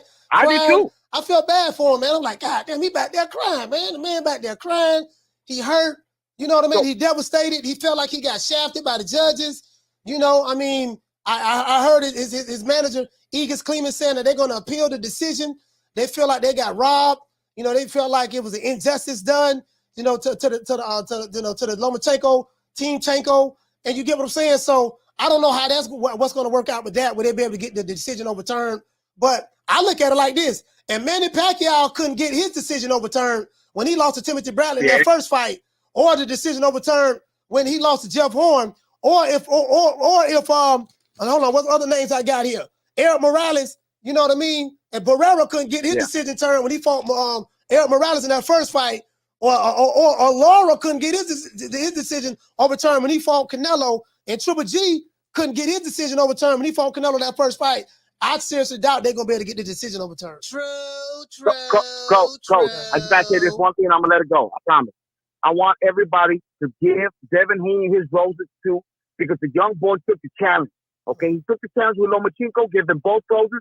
And Tank Davis never wanted to fight Lomachenko because he's a sissy. He's a little man, little boy, big head. D-block, D-town, D-T, D-Ville, fucking the stand up. All right, that's it, man. Ain't no more calls, man. So if Devin Haney moves up, then Tank Davis should be fighting Lomachenko or Shakur Stevenson. That's why I see it. He should fight those guys. Shakur should be fighting Lomachenko or Devin Haney. I mean, or Tank Davis. They should fight each other. Now the thing is they want Lomachenko to fight all the killers. My thing is we got to keep that same energy, dog. We can't sit back and want Lomachenko. He got to fight Shakur. He had to fight Dev. He fought him. Fight Teofimo Lopez. He had to fight Tank. We got to put that same requirement on those other fighters, because in my opinion, Lomachenko has the best resume in the lightweight division. I think he has the best resume in the lightweight division. Even though he lost to Devin Haney, you know what I mean, this past Saturday, Lomachenko has the best resume in the lightweight division. So we should keep that same energy. If you want Lomachenko, 35 years old, the guy that's considered the Matrix, you know what I mean, to fight all these top guys, what do you require for the other guys? I'm asking. What do you require from the other fighters? And I know what you're gonna say. You got double. You have double standards. I know. I know what you're gonna say. You know what I mean? I study y'all. I'm gonna watch y'all very well. Let's give everybody a round of applause. I study y'all, man. I know what time it is. Yeah. I don't know what it is. It is what it is, man. Hey, man, shout out to everybody in the chat, man. Shout out to dog going on. Let's give everybody a round of a shout out who called. We got a lot of damn calls today, bro. Lord have mercy. Shout out to Cory from Texas. Shout out to Stan from Cali 2 times. Shout out to Electro Jet, New Mexico. Shout out to Ken from New York. Shout out to Curtis from Long Beach. Shout out to Yarmus from Brooklyn. Shout out to Martin from Oakland. Shout out to Fee from Duval. Shout out to Southpaw Killer from B-More 2 times. Shout out to Jack from Cashville, Tennessee. Shout out to JR from New Hampshire. Shout out to James Lee from B-More. Shout out to Wes from Cincinnati. Shout out to Ed from H-Town. Shout out to J-Rock from D.C. Shout out to Jamie from New York. Shout out to Ed from Rhode Island. Shout out to Casino Light Press from ATL. Shout out to Rain Man from Michigan. Shout out to Rob from New York. Shout out to Rob Boy Fresh from D.C. Shout out to Cool Boy Curve from Florida. Shout out to Robert from Central Florida. Shout out to D-Block from Dallas 2 times. Shout out to Coach Eddie. Shout out to Eddie from Hazel, Texas. Shout out to Anthony from Florida. Now, Florida represented today. Shout out to Coach Eddie from the ATL. And shout out to Mayo from the Shy. Yes, sir. It is what it is, man. You know, we got a classic, man. You know, Rocky Marciano was a bad boy, too. What about Rocky Marciano? Oh, there they go. There they go. Every time I start talking about boxing, a white man got to pull Rocky Marciano out their ass. That's the one. That's the one. Rocky Marciano. Rocky Marciano. Let me tell you something wonderful. Rocky Marciano was good, but compared to Joe Louis, Rocky Marciano ain't shit. He beat Joe Louis's ass. Hey, boy, he say, there they go. There they go. How come every time I start talking about boxing, a white man got to pull Rocky Marciano out there? That's the one. That's the one. Rocky Marciano. Hey, you know what? You know what had me laughing? I was we did a show, right? Jared from Baltimore called. Jared, Jared White guy, right? Shout out to Jared from B-More. Jared from B-More called. I said, yeah, Jared, Lomachenko, y'all won. That's y'all won. Y'all keep talking about he the Matrix. He can walk on water, this and that. He said, well, coach, I tell you what, it seemed that you brothers don't know how to take the L's very well. I have a bunch of ones. Lomachenko is my one. He beat Gary Russell Jr. Tyson Fury is my one. He beat Deontay Wilder. Alexander Usyk is another one of mine. He beat doggone Anthony Joshua. It seems to me, coach, that the brothers, you guys been taking it. Bro, it was so funny, bro. It was so funny. True. Hey, I couldn't even say nothing. Hey, I was like, damn, you know what? He do got a point. True. Hey, I was like, you know what? Hey, shout out to my sister Nick Rich. Nick's what's going on? Said, hey, I want to come back strong, right? I said, damn, you know what? Damn, he do got a point, though. We happy, but we've been taking more L's. We've been taking more L's than LL Cool J. True. Oh man, y'all be in the chat talking about Eurobonds. Man, them Eurobonds. Yeah, I'm not calling them Eurobonds. I respect European fighting. Now y'all ain't hear that from me. But they do be talking about Eurobonds. I said, man, them Eurobonds, man, dudes y'all call Eurobonds, man, they been putting hands and foots. They been putting hands and foots on us, man. Man, they been putting up to Tyson Fury. He had 3 fights with Wilder. Doggone Usyk put pause on Joshua twice. Doggone man, I'm talking about, man, and then we talked about Joe Calzaghe. Joe Calzaghe beat Bernard Hopkins and Roy Jones in the same year. They're like 8 months apart, and then Haney whooped up Jeff Lacey. Shout out to Ali Madoff dropping that $2 super chat. He said to Tank fanboys, I like Tank, but he gotta fight real ones. Okay. You get what I'm saying? I'm like, God damn, he do got a point now. God damn, Jared. Why you gotta bring that up? Why you gotta bring that up, Jared? Why you gotta bring that up? I am sick of hearing these bullshit Superman stories about the Wassa legendary Bruce Leroy catching bullets with his teeth. Catches bullets with his teeth? Nigga, please. Hey, boy, listen, boy, I saw some Matrix shit now. I ain't gonna lie, bro. I'm like, how this motherfucker doing this shit? This motherfucker dodging. Bro, I seen Lomachenko get around the weak side. He had no slip there, jab, and came up and shot the straight left. Bap, Dev head went all the way back. Then he turned around. I was like, how this motherfucker? Bro, I'm like, man, bro, listen, go back and look at that 10th round and that 11th round. Bro, I thought I saw, bro, I bet Devin was like, it got to be 3 of these motherfuckers in here. Bro, listen, go back and look at that 10th and especially that 11th round. That 11th round, Lomachenko landed 20 punches. He landed 20-2. He landed 20 punches to 2. Bro, I'm gonna tell you something. Bro, I thought I saw Neo in the ring fighting Agent Smith. That's what it looked like. I said, this dude, I thought I was Neo. You know how Neo was fighting Agent Smith, and there was a whole bunch of them coming at him.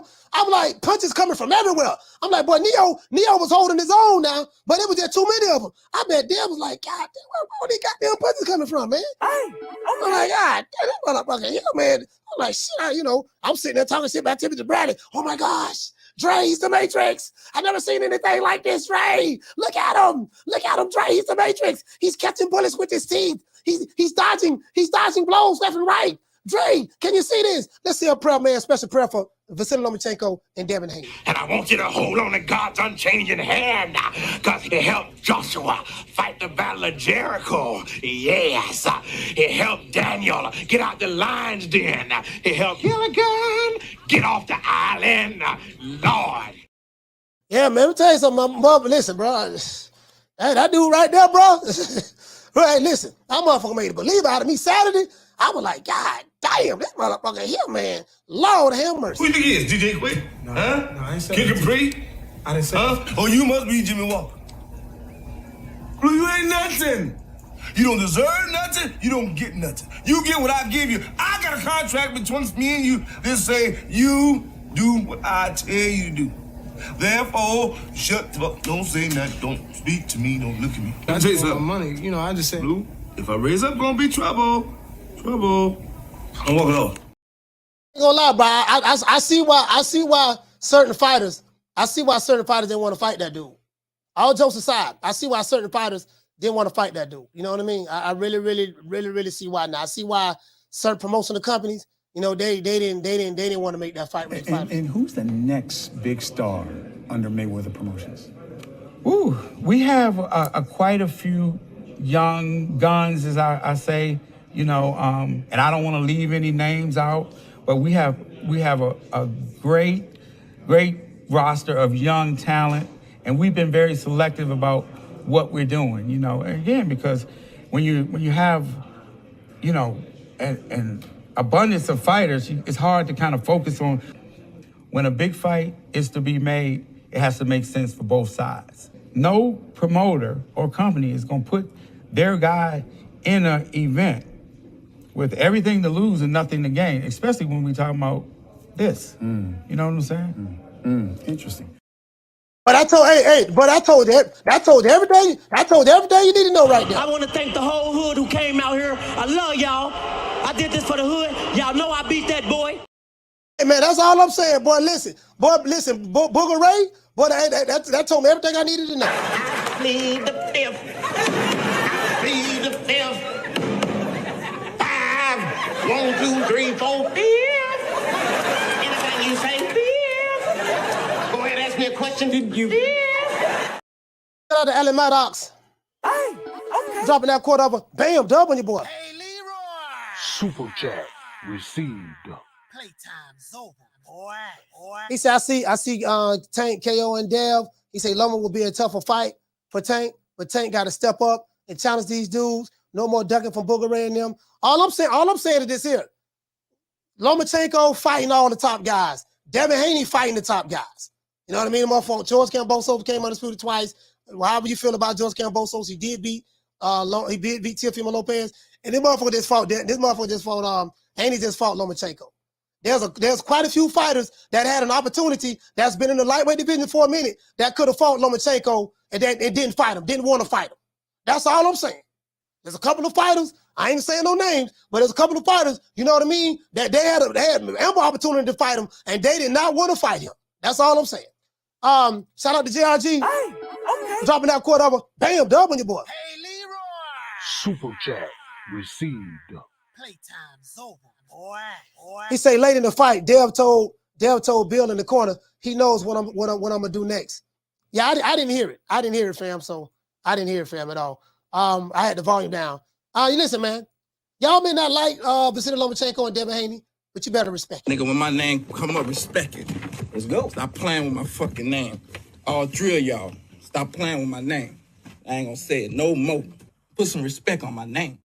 It is what it is, man. Some of you dudes gotta be karate men. I am a chain belt in Kung Fu. Bruce Lee was my teacher. Watch this. What?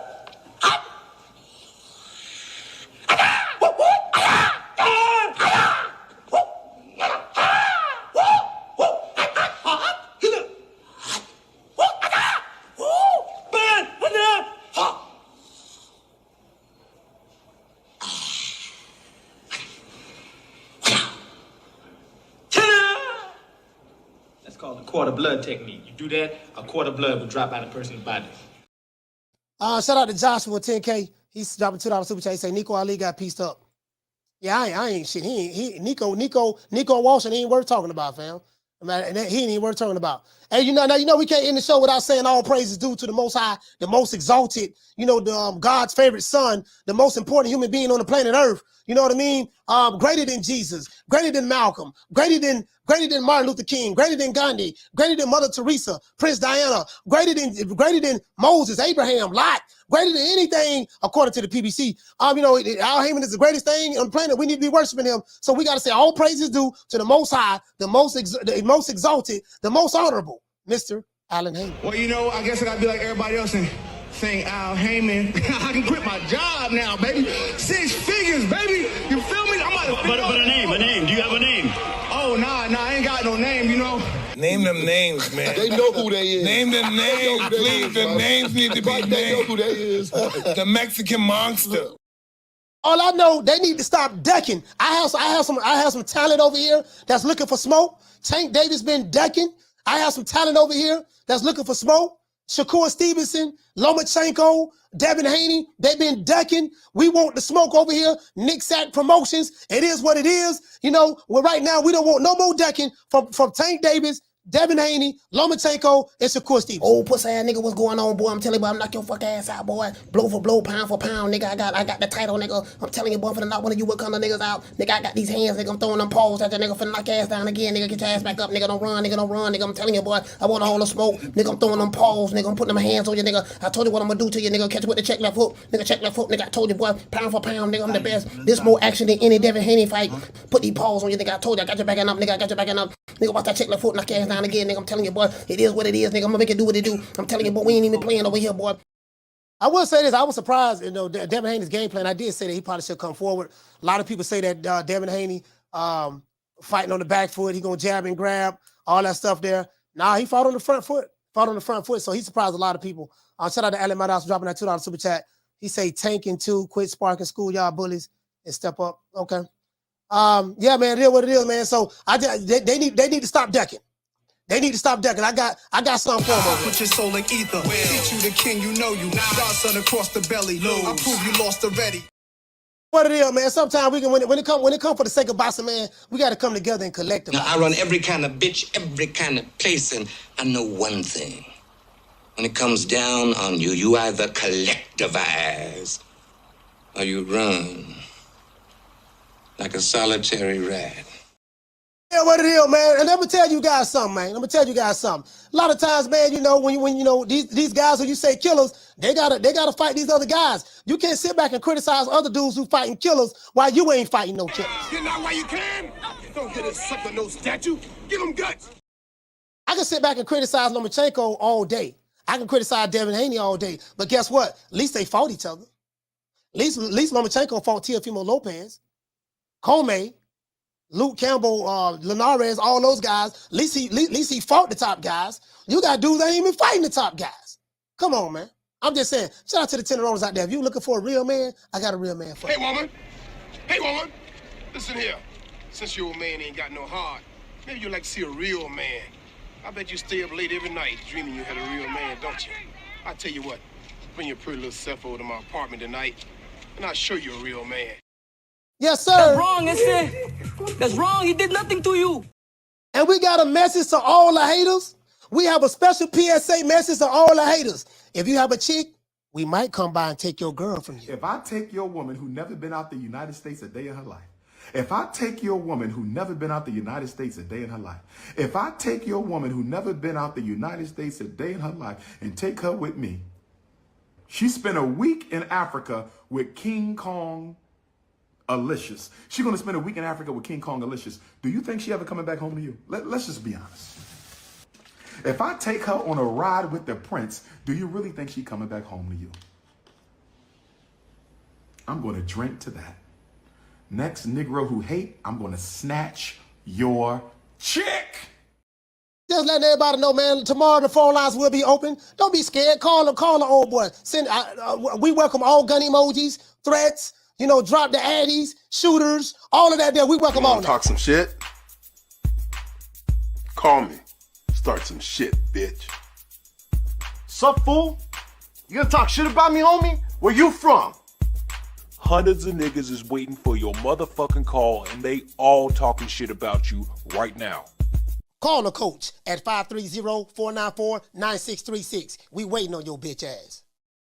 Time you online, you got some dudes want to argue with you, sign the contract, 64730 8020, take whatever we give you. They want to be a part of the Victim Olympics. They want to play the race card online because you got everybody playing the race card. All of them doing it. You know, I'm sitting back watching. I'm like, all different groups, ethnicities, and races. They playing the race card on Twitter and YouTube. If you see them doing that, they want to argue with you. Tell them this. You want to argue? I can't argue with you. You mad. Look at you. You mad. I don't get paid to argue with you. Who is you? You ain't nobody. That's what you tell them. You mad. Oh, you big mad. Oh, you want to argue. That's why you typing to me in all caps. Oh, you got shooters? Oh, You got shooters. Oh, beat me. Y'all better not come to the fight. Oh, you gonna pull up? Oh, why you so mad? No, goddamn it, my fighter won, and I can't stand y'all, and this and that, and yada yada yada yada yada. Oh, you mad? You want to argue? So since you want to argue, and since you mad, Riley, get him. Fuck you. Fuck the plane you flew in on. Fuck them shoes. Fuck the socks with the bell on it. Fuck them cheap ass cigars. Fuck your yuck mouth teeth. Fuck your hairpiece. Fuck your chocolate. Fuck Guy Ritchie. Fuck Prince William. Fuck the Queen. This is America. My president is black and my Lambo is blue, nigga. Now get the fuck out of my hotel room. And if I see you in the street, I'm slapping the shit out of you. What it is? Once again, it's on, man. You know what it is. Devin Haney won. I'm a man of my word. We got to play Devin Haney music for the Haney fans. Shout out to the town. Shout out to Vegas.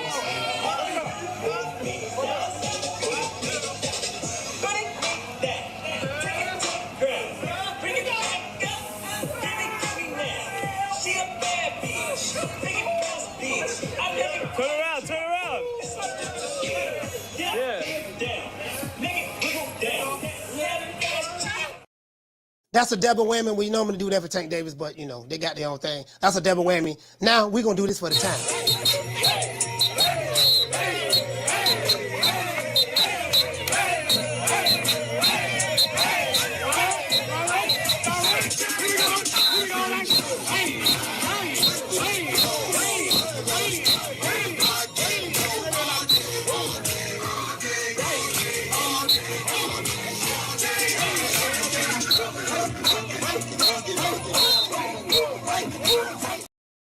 Yeah, I do see online Devin Haney call himself the undisputed villain. He might as well embrace it. Shit, the motherfucker don't like it anyway. You can't make him like it. Like I'm gonna tell you, like my mama told me. She say, son, if somebody don't like you, there's nothing that you can do to make them like you. So since there's nothing that you can make, since there's nothing that you can do to make them like you, you might as well be the best bad guy you can be. If the motherfuckers who hate you today, they gonna hate you tomorrow and the next day and the next day. So don't break your neck trying to please people who can't stand you. Don't break your neck trying to please people who have a vested interest in seeing you fall. Don't break your neck trying to please people who have a vested interest in trying to see you have a bad day. Don't break your neck trying to please people who have a vested interest in wanting to see your destruction, wanting to see you suffer, wanting to destroy you. Don't break your neck trying to please those people. If the people who mad at you today, do something tomorrow to make them even more mad or even more angry. You get what I'm saying? Matter of fact, just keep winning, keep being successful, because the more successful you are, they're going to hate you to victory. I know that for a fact. True. See you guys tomorrow, 3 o'clock Eastern Standard Time. Hate, like, share, subscribe this show. You know my motto. Don't meet me there, beat me there. Peace. Man, I'm out of here, bro. Let's go.